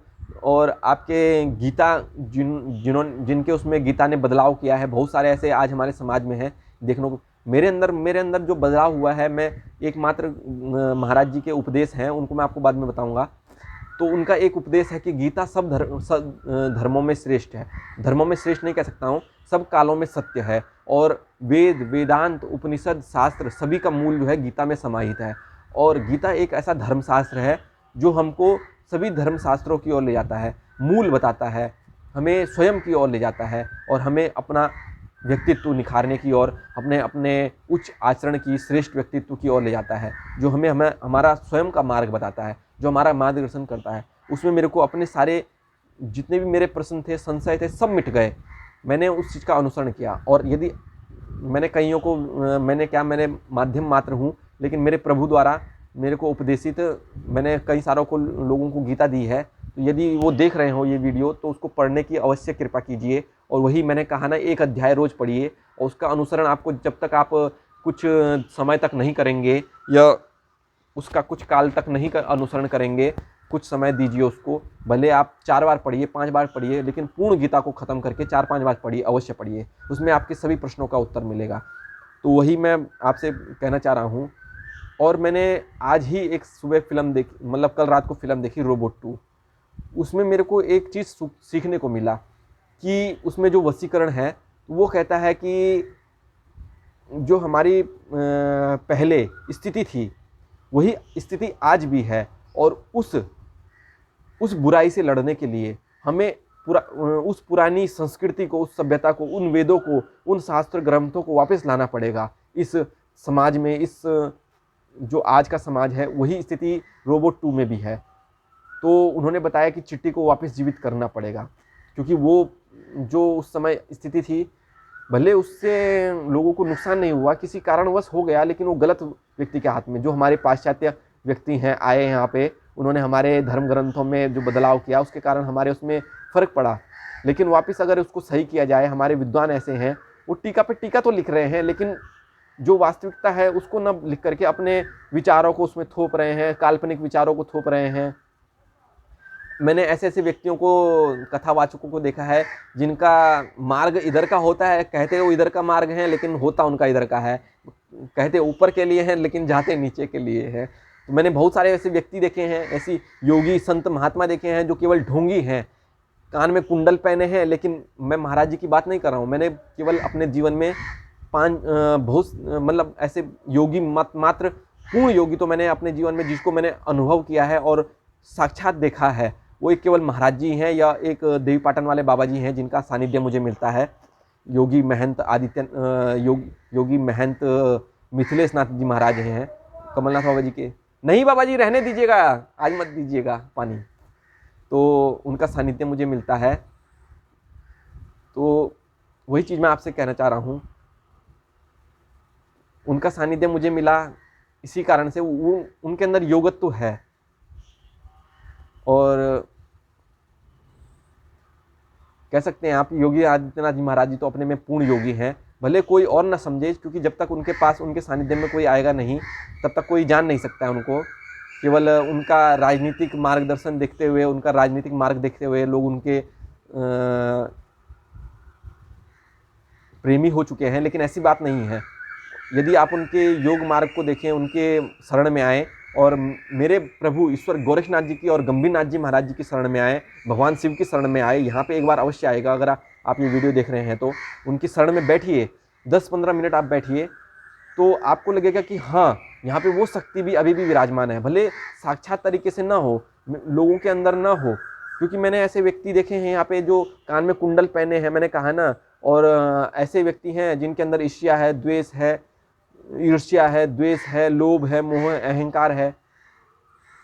ऐसे व्यक्ति मैंने देखे हैं अपने इस जीवन में भी, और कह सकते हैं आप तो मैंने पूर्ण योगी उनको क्योंकि मैंने सामने से देखा है, बाकियों को तो मैंने होंगे, क्योंकि ये धरती वीरों से खाली नहीं है। शास्त्रों में कहा गया है कि होता है हर कोई युग में अपना एक योगी महात्मा होते हैं, कोई होंगे, सब होंगे, लेकिन मैं किसी का वो नहीं कर रहा हूँ, लेकिन मैंने को जो अनुभव मैं अपना बता रहा हूँ कि ऐसे भी कालनेमी है जो हमारे बीच, जो अपना केवल लोभ, मोह, ईर्ष्या, द्वेष के लिए कार्य कर रहे हैं, लोभ अनुसार बन रहे हैं योगी, साधु संत, या कान में कुंडल पहने हैं, लेकिन उनके अंदर वही मद मत्सर भक्षण करने की स्थिति और जो पंचमकार हैं सब उनके अंदर है, वो अवगुण जो हैं।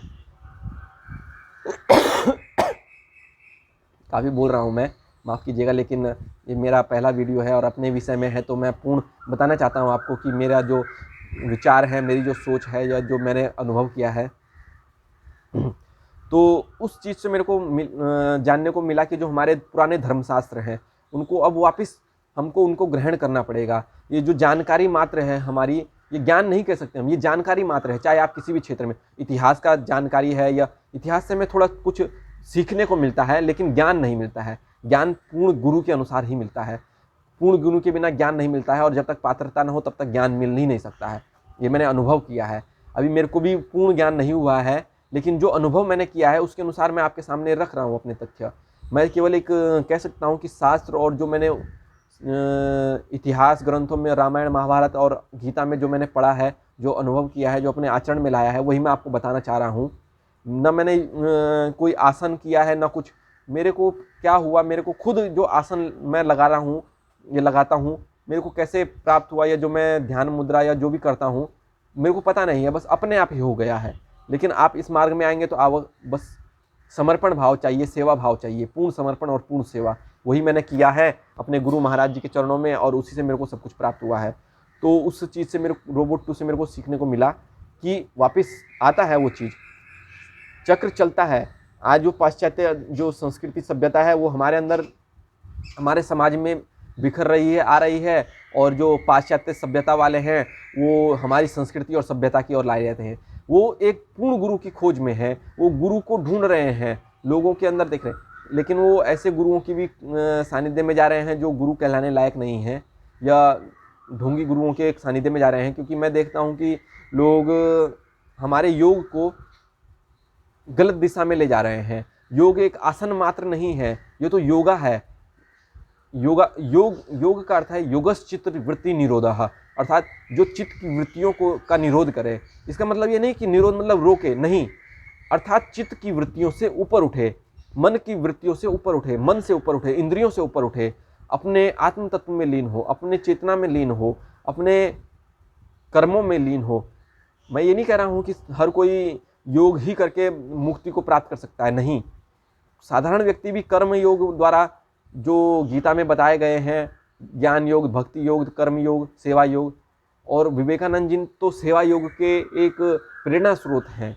तो उन्होंने कहा है कि यदि कोई अगर किसी को फुटबॉल खेलने में आनंद आए तो उसी में आगे बढ़े। जैसे आपका सचिन तेंदुलकर को क्रिकेट खेलने में, रोनाल्डो को फुटबॉल खेलने में, और आज देखिए वो भारत रत्न बने हैं और क्रिकेट के भगवान बने हैं, तो उसका मूल कारण है कि उन्होंने अपने गुणों को पहचाना, वो इस चीज़ में उतर गए, उन्होंने स्वतंत्रता से इस चीज़ को ग्रहण किया। तो आपको भी उतरना पड़ेगा। तो वही मैं कहना चाह रहा हूँ। और जो हमारे अंदर शक्ति है, या कह सकते हैं चेतना है, या जो आत्मा है, तो आत्मा तो सबके अंदर एक ही है, शक्ति सबके अंदर एक ही है, लेकिन मन सबके अलग अलग हैं। तो आज की जो स्थिति है, यदि आप सोचते हैं कि योगी और संत और महात्मा केवल धर्म के मार्ग पर ही सब कुछ कर सकता है, योगियों के मार्ग पर बस केवल आसन ध्यान लगाया और सब कुछ कर सकता है, नहीं।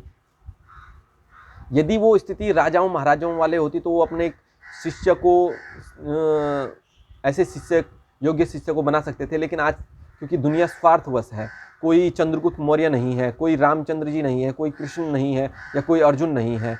आज स्वयं हमको अर्जुन बनना पड़ेगा, स्वयं कृष्ण बनना पड़ेगा, स्वयं हमको चाणक्य बनना पड़ेगा, और स्वयं हमको इस चीज़ में उतर करके, क्योंकि धर्म से ही राजनीतिक निकली है, और राजनीतिक अल्पकालीन धर्म कहा गया है, धर्म एक दीर्घकालीन राजनीतिक है। तो राजनीतिक में उतरने का मतलब ये नहीं है कि आप राजनीतिक में लिप्त हो गए, नहीं। आप धर्म को जानते हुए भी राजनीतिक में अलिप्त हो सकते हैं, अनासक्त भाव से, जो गीता में कहा गया है। तो अनासक्त भाव से जो आप कर्म करते हैं, वो आप उसमें लिप्त कभी नहीं होते हैं। जिस पे आप, मेरे गुरु महाराज या जो महाराज जी हैं, योगी आदित्यनाथ जी महाराज जी जिस क्षेत्र में हैं, तो वो निर्लिप्त हैं। उनका जीवन आप देखेंगे, उनकी स्थिति, उनका भोजन, खान पान, रहन सहन, उनका चाल चलन, तो आपको लगेगा कि हाँ, ये एक योगी जैसे हैं। बस राजनीतिक क्षेत्र में है इसलिए क्योंकि वो जनता की सेवा करना चाहते हैं। उन्होंने वो चीज़ प्राप्त कर ली है जिस चीज़ को पूर्णता कहते हैं। उन्होंने ध्यान, योग, साधना, क्रिया सब करके वो निपुण हो चुके हैं उस चीज़ में, और अब वो उस क्षेत्र में है। अगर आपके अंदर ईर्ष्या द्वेष है तो आप चाहे 10,000 साल तक विश्वामित्र की तरह साधना कर लीजिए, तपस्या कर लीजिए, तो भी उर्वशी आपको भटका देगी। लेकिन आप अगर वशिष्ठ जी हैं और अपने सेवा में रत हैं, केवल थोड़ा ध्यान योग में रत हैं, और अपने आप को जानते हैं, शास्त्रों का अनुसरण करते हैं, और संतोष है आपके अंदर, तो आपसे बड़ा योगी कोई नहीं है। फिर आपको न तो विश्वामित्र बनना है, न कोई बड़ा योगी बनना है, केवल संतुष्ट होना है। और प्रत्येक व्यक्ति जब तक संतुष्ट है, अपने काम में संतुष्ट है, चाहे वो किसी भी क्षेत्र में हो, यदि वो IAS अधिकारी हो तो उस चीज़ में आनंद ले रहा हो, संतुष्ट है, उस चीज़ में अग्रसर है, अगर सेवा कार्य में, तो वो उसी में मुक्ति को प्राप्त करता है। मुक्ति का अर्थ ये नहीं है कि मोक्ष हो गया, मोक्ष का अर्थ है कि आप आत्मा को, परमात्मा को प्राप्त कर लें। उसका अर्थ है कि आप संतुष्टि को प्राप्त करें, क्योंकि जब आप संतुष्ट होंगे तभी मुक्त होंगे। मुक्त का अर्थ है स्वतंत्र। आज जो हमारे युवा है वो स्वतंत्र नहीं है, परतंत्र है। जहाँ एक ने कहा वहीं भेड़ चाल अनुसार चल जाते हैं। तो उनको स्वतंत्र होना पड़ेगा, अपने गुणों को पहचानना पड़ेगा, अपने मार्ग को जानना पड़ेगा, स्वयं को जानना पड़ेगा। उसके लिए आपको अपना धर्मशास्त्र, ग्रंथ, योग, साधना पद्धति और श्रीमद् भगवत गीता एकमात्र ऐसा ग्रंथ है जो आपको पूर्णता प्राप्त करने की और अग्रसर कर सकता है, जो आपके सभी प्रश्नों का उत्तर आपको दे सकता है। तो मैं कहूँगा कि इस ओर अवश्य आएँ, योग की ओर। और मेरा जीवन तो योग को समर्पित है, और जो मैंने अपने जीवन में प्राप्त किया है आगे उसको बताऊँगा मैं अगले वीडियो में। और अन्य जो विचार हैं, अन्य विषय जो है मेरे, मैं उनको रखूँगा आगे, धर्म सूत्रों को, योग को, या जो अन्य विषय मेरे अनुसार है, राजनीतिक हो, चाहे धार्मिक हो, चाहे आध्यात्मिक हो, चाहे भौतिक हो, चाहे दैविक हो। दैविक क्षेत्र से मैं क्योंकि हूँ, मैं ऐसी धरती से हूँ जहाँ देवता साक्षात विराजमान रहते हैं। गंगा का द्वार है, विष्णु के कर कमल जहाँ पे हैं, शिव का ग्रह है, कैलाशपति जहाँ भगवान शिव हैं, केदारनाथ है, बद्रीनाथ धाम है, जहाँ चारों धाम है, बद्रीनाथ, केदारनाथ, गंगोत्री, यमुनोत्री। उस धाम से मैं, देवताओं की धरती, 33 कोटि देवी देवता जहाँ विराजमान है। पूरे विश्व का योग का, अध्यात्म का, उत्तर का जो भाग है, आध्यात्म की जो भूमि है, जहाँ जहाँ बड़े बड़े ऋषि मुनि, योगी, तपस्वी, गोरखनाथ जी, आदि गुरु शंकराचार्य जी, विवेकानंद जी, जिन्होंने जिस कैलाश की शरण ली है, जिस कंदराओं की शरण ली है, उस धरती से मैं आया हूँ। मैं जाना तो वहीं चाहता था, लेकिन वो बद्रीनाथ जी की क्या इच्छा है वो तो मैं उनके दर्शन प्राप्त करके उनसे पूछूंगा। लेकिन मैं गुरु महाराज जी से जो मैंने पूछा, और उन्होंने मेरे को बताया कि, या उनके मार्गदर्शन से जो अनुभव हुआ मेरे को, तो इस और अग्रसर हुआ मैं। तो मेरे जो विचार है मैं आपके सामने आगे प्रकट करूंगा, अपने विषय रखूंगा। तो मैं एक एक लड़के के विषय में बताना चाहता हूँ जिसने अपने गुणों को पहचाना और 10वीं में राहुल नाम का एक राहुल सिंह है या राहुल क्या नाम है उसका, वो महाराज जी के सानिध्य में जब 10वीं में था तो महाराज जी के सानिध्य में आया तो किसी ने उसको उस समय पूछा नहीं, उसने अपने आविष्कार किए और महाराज जी को दिखाए। लेकिन उसके आविष्कारों को देख के यहाँ के जो MMUT जो भी या दीनदयाल उपाध्याय यूनिवर्सिटी विश्वविद्यालय जो है उनको, उनके प्रौद्योगिकी के जो भी आचार्य अध्यापक रहे होंगे, प्रोफेसर रहे होंगे, उनको देख के काफ़ी उसको देख के काफ़ी प्रभावित हुए वो। और आज वो 50 आविष्कार उसने कर दिए हैं और कोरोना काल में तो उसके लगभग काफ़ी आविष्कार हो चुके हैं, सैनिटाइजरिंग मशीन से लेकर ऑक्सीजन मास्क की मशीन तक। यदि आपको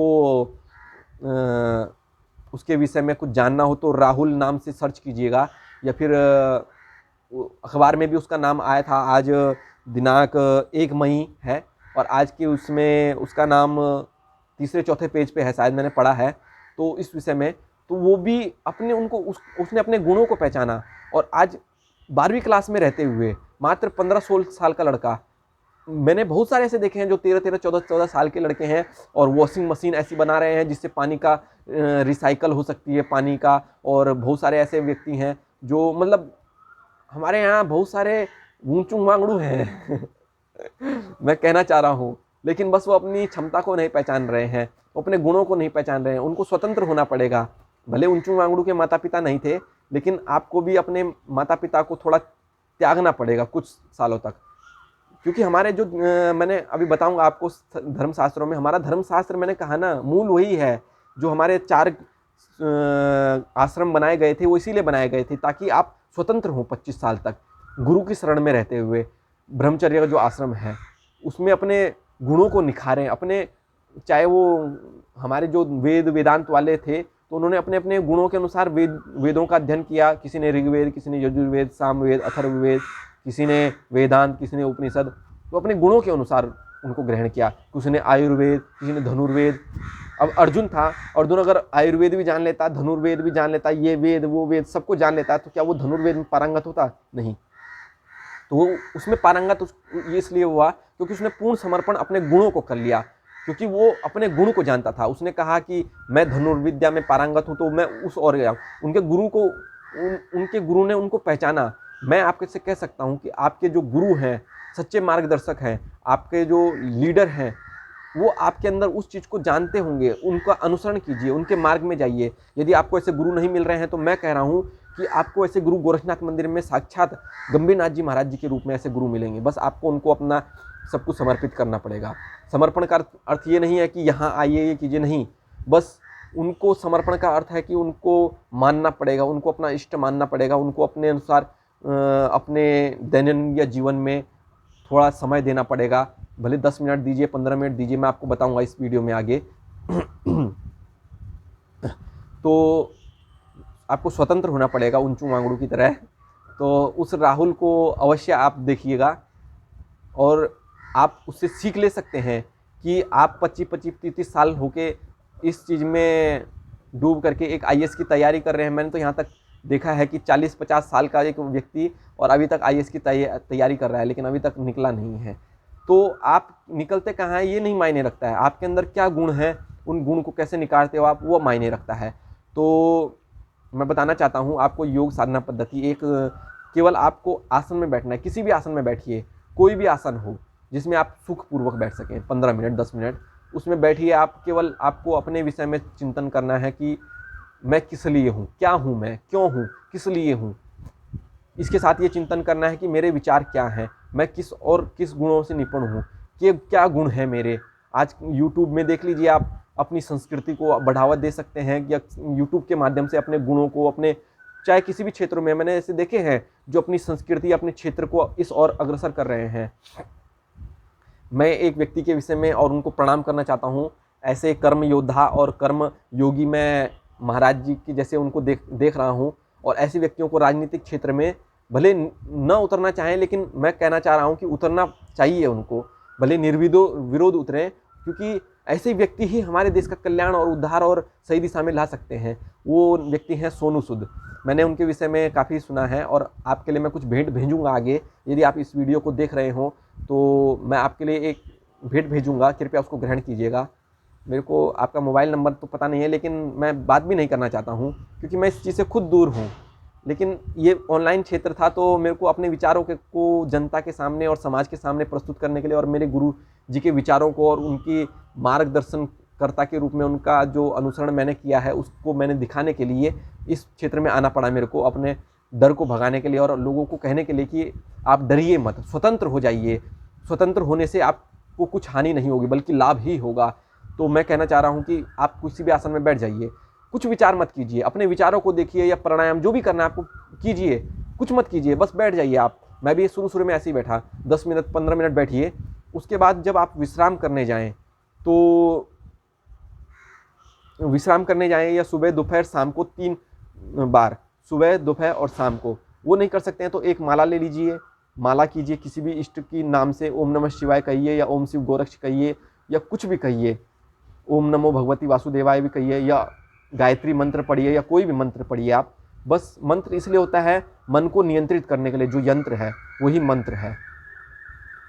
यंत्र आज जो वैज्ञानिक जो यंत्र बना रहे हैं वो यंत्र वैज्ञानिक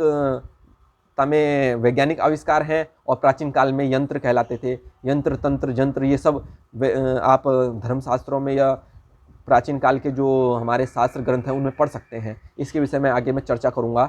तो मैं वही कहना चाहता हूँ, ऐसे व्यक्ति सोनू सूद जैसे व्यक्ति जिन्होंने समाज के कल्याण के लिए और समाज को जो समाज के लिए किया है, मैं अपने भावों में, मैं शब्दों में व्यक्त नहीं कर सकता हूँ। आपको मैं सत नमन करता हूँ और मैं कहना चाहता हूँ कि आप वाकई ही एक इंसान हैं, क्योंकि कहते हैं ना कि भावना से बड़ा भगवान नहीं हो सकता, कल्पना से बड़ा भगवान नहीं हो सकता।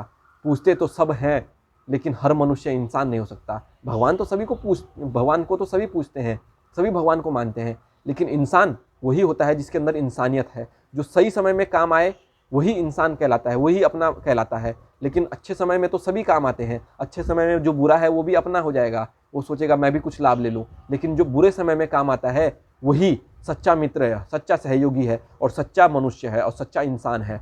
उसके अंदर ही मानवता है, चाहे वो राजनीति के क्षेत्र में हो, धर्म के क्षेत्र में या किसी भी क्षेत्र में हो, बस वो पूर्ण समर्पित है आपके लिए, समाज के लिए। तो ऐसे व्यक्तियों को उतरना चाहिए राजनीतिक में, निर्विरोध उतरना चाहिए। नहीं तो कई सारे ऐसे अभिनेता या हैं, देखे हैं हमने जो ऐसे, लेकिन वो केवल स्वार्थवश या हो सकता है जैसे भी हो, मैं उनके ऊपर टीका टिप्पणी नहीं कर रहा हूँ, मैं माफ़ी चाहता हूँ, लेकिन मैं एक बता रहा हूँ कि आपको उतरना चाहिए उनके जैसे।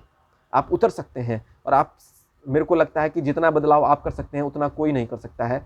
बहुत बदलाव आप कर सकते हैं। आप महाराज जी को देख सकते हैं, पिछले 5 साल में जो इन्होंने बदलाव किया है उसको मैंने नहीं जाना है, लेकिन समाज कहता है, लोग कहते हैं मुझसे, नकारात्मक लोग भी आते हैं, कहते हैं कि ऐसा वैसा, लेकिन मैं नहीं मानता हूँ, क्योंकि मैंने महाराज जी को साक्षात देखा है, उनका अनुसरण किया है मैंने।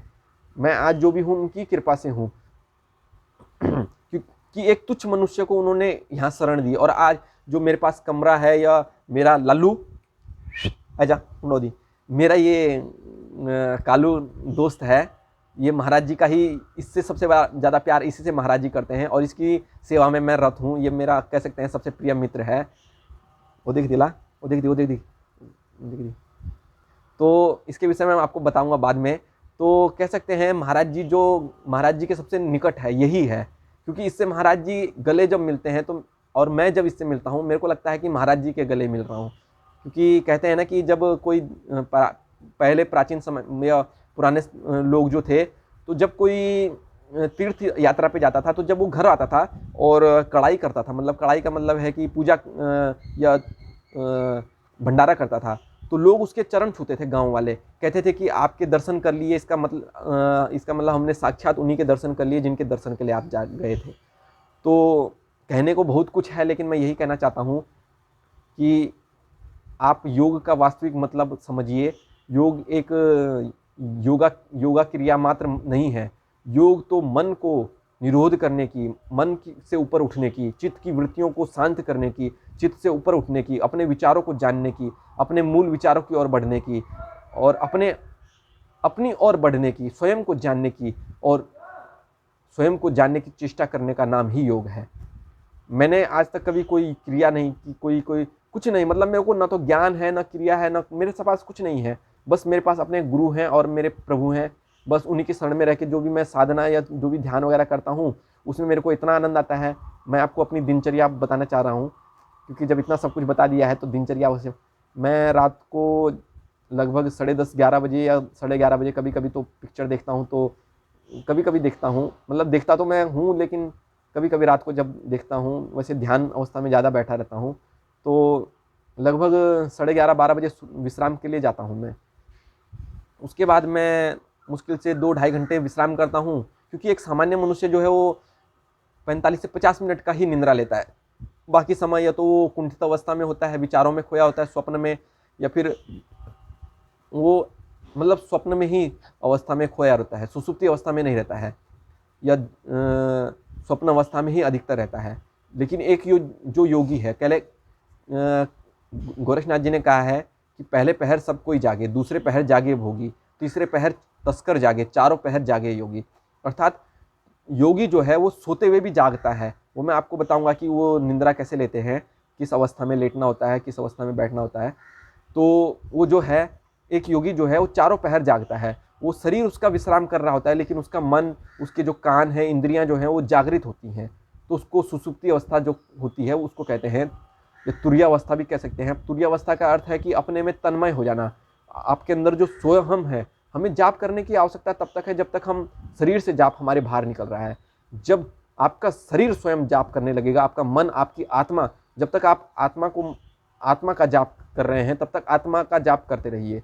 लेकिन जब आपका आत्मा आपका जाप करने लगेगी, मूल मंत्र का जाप करने लगेगी, तब आत्मा आपको पढ़ेगी, आपका जाप करेगी, उस जाप को करेगी जिसको सोहम कहते हैं। सोहम का अर्थ है स्वयं को जानना। जब तो उसके बाद फिर आप प्रत्येक क्षण 1 मिनट में 15 बार उस चीज़ को दोहराएंगे, अपनी श्वास के अनुसार उसको दोहराएंगे, जितनी बार आप सांस लेते हैं। और एक दिन में 21,600 बार लगभग आप उस सोहम शब्द का उच्चारण करेंगे। उसके बाद फिर आपको आवश्यकता नहीं है न किसी माला जपने की या किसी मंत्र की। उसके बाद तो स्वयं आप एक मंत्र के समान है, मंत्र युक्त हैं आपकी।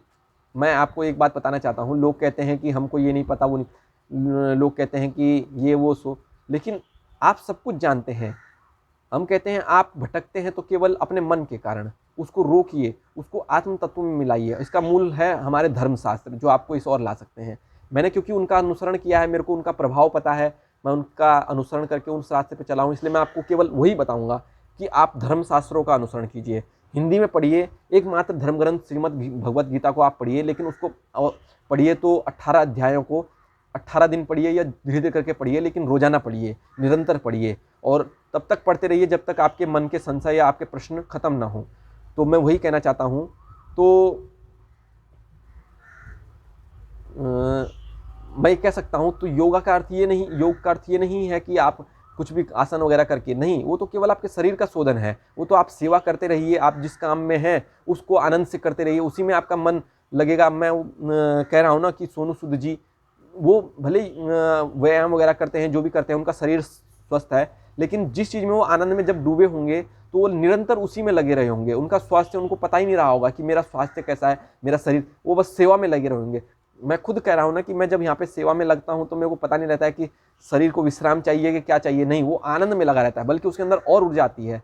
शरीर, आपका काम, शरीर जो है थक सकता है, लेकिन जब तक आपकी आत्मा नहीं थकती है, मन नहीं थकता है, तब तक शरीर नहीं थकता है। मन से बूढ़े होता है व्यक्ति, शरीर से बूढ़ा होता है भाई, मन से नहीं, आत्मा से नहीं। आत्मा तो वही है और मन भी वही है। मन चंगा तो कटौती में गंगा, वही कहावत है। तो मेरे को ये देख के अनुभव होता है कि क्या नाम है उनका, जो IAS दीपक रावत जी हैं, तो वो भी आनंद में उस चीज़ को करते रहते हैं। भले किस अवस्था में, वो तो उनका मनोभाव जानते हैं, वो जाने, लेकिन मेरे को जो देख के उनसे प्रेरणा मिलती है, और सोनू सूद जी से भी प्रेरणा मिली है। और मेरे प्रेरणा के स्रोत महाराज जी तो हैं ही, और योगी गंभीर नाथ जी महाराज जी, तो उनका मैं चरणों में सत नमन करता हूँ और चरण वंदन करता हूँ उनका। तो आपको मैं आगे और अन्य विषय में बताऊँगा कि सोना कैसे है, किस अवस्था में।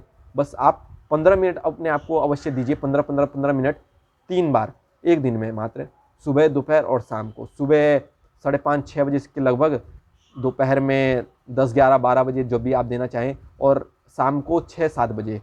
अपने आप को थोड़ा समय दीजिए।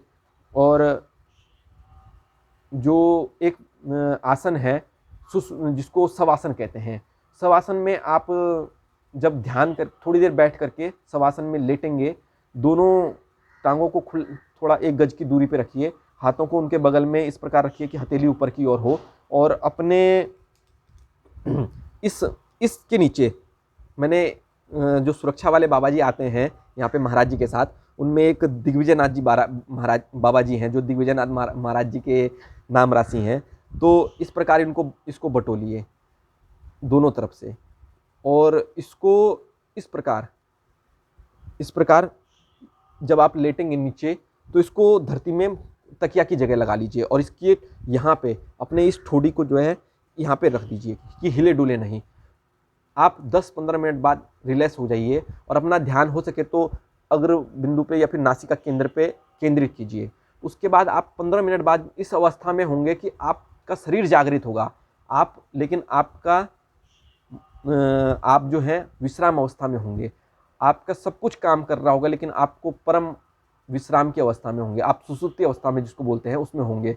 जब आप अगर आधा घंटा भी इस अवस्था में सो गए, लेट गए, 1 घंटा तो बहुत मुश्किल से आप लोग करेंगे, क्योंकि एक योगी जो है वो स्वयं 2-2.5 घंटे तक ही इस अवस्था में रह सकता है। वो योगी अलग बात है जो समाधि में लीन हो जाते हैं, वो तो कई सालों से, कई 100 सालों तक भी रह सकते हैं, मैं ये नहीं कह रहा हूँ।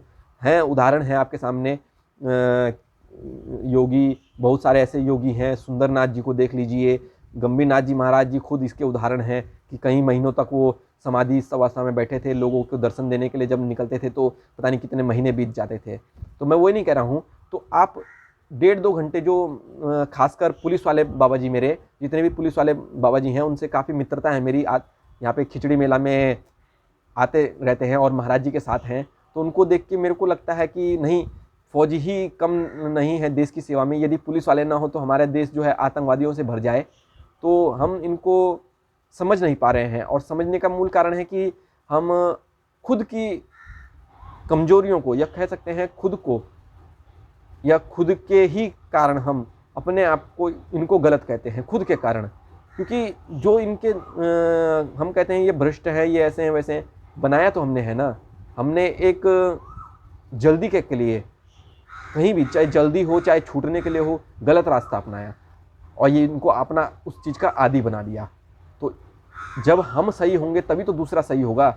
हम अगर सही हैं, अपने में सही हैं, तो दूसरे को गलत होने दीजिए। लेकिन मैं नहीं कर रहा हूँ, हर चीज़ में 10% तो गलत होते ही हैं, चाहे वो अधिकारी मार्ग, आज का जो IAS अधिकारी हैं बहुत सारे ऐसे हैं, मैंने देखे हैं, मैंने स्वयं देखे हैं कि बहुत सारे ऐसे भ्रष्ट नेता हैं या भ्रष्ट अधिकारी हैं कि IAS होते हुए भी किस चीज़ की कमी है, IPS होते हुए भी किस चीज़ की कमी है, लेकिन 10-15 हज़ार, 1 लाख, 1.5 लाख, 2 लाख, 10 लाख के लिए अपने जीवन को ही बर्बाद कर देते हैं, अपराधी बन जाते हैं। क्यों? सोच वैसी है, मन वैसा है, क्योंकि मन कुंठा से भरा है ना।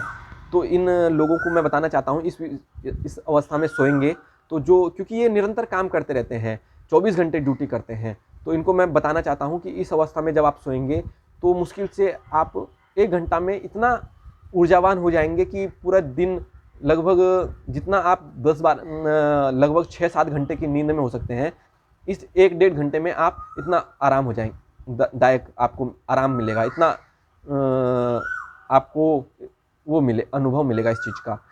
क्योंकि ये योग का मार्ग है, लेकिन इसके लिए आपको थोड़ा 10 दिन, 12 दिन, 15 दिन देना पड़ेगा। धीरे धीरे करके ये अवस्था आपकी और बढ़ती रहेगी, इस चीज़ में आपको और आनंद मिलेगा। तो इस वीडियो में और कुछ आपका समय नहीं लेंगे ज़्यादा। धन्यवाद सुनने के लिए। यदि आप इस वीडियो को देख रहे हो तो आपका बहुत बहुत धन्यवाद। कुछ अच्छा लगा हो मेरे विचार तो उनको ग्रहण कीजिए, और मेरे विचारों से अगर आपको कोई कष्ट हुआ होगा तो उसके लिए क्षमा कीजिएगा। मैं किसी को कष्ट नहीं देना चाहता हूँ और ना देना चाहूँगा आगे। और अगर मेरे से कोई जुड़ना चाहता है तो एक बार गोरखनाथ मंदिर अवश्य आइए, क्योंकि मैं माफ़ कीजिएगा आप उस चीज़ को अनुभव कीजिएगा। मैं अपने गुरु के विषय में आपको बताऊंगा, उनकी तस्वीर भेजूंगा, उनका वीडियो बनाऊंगा मैं आपको।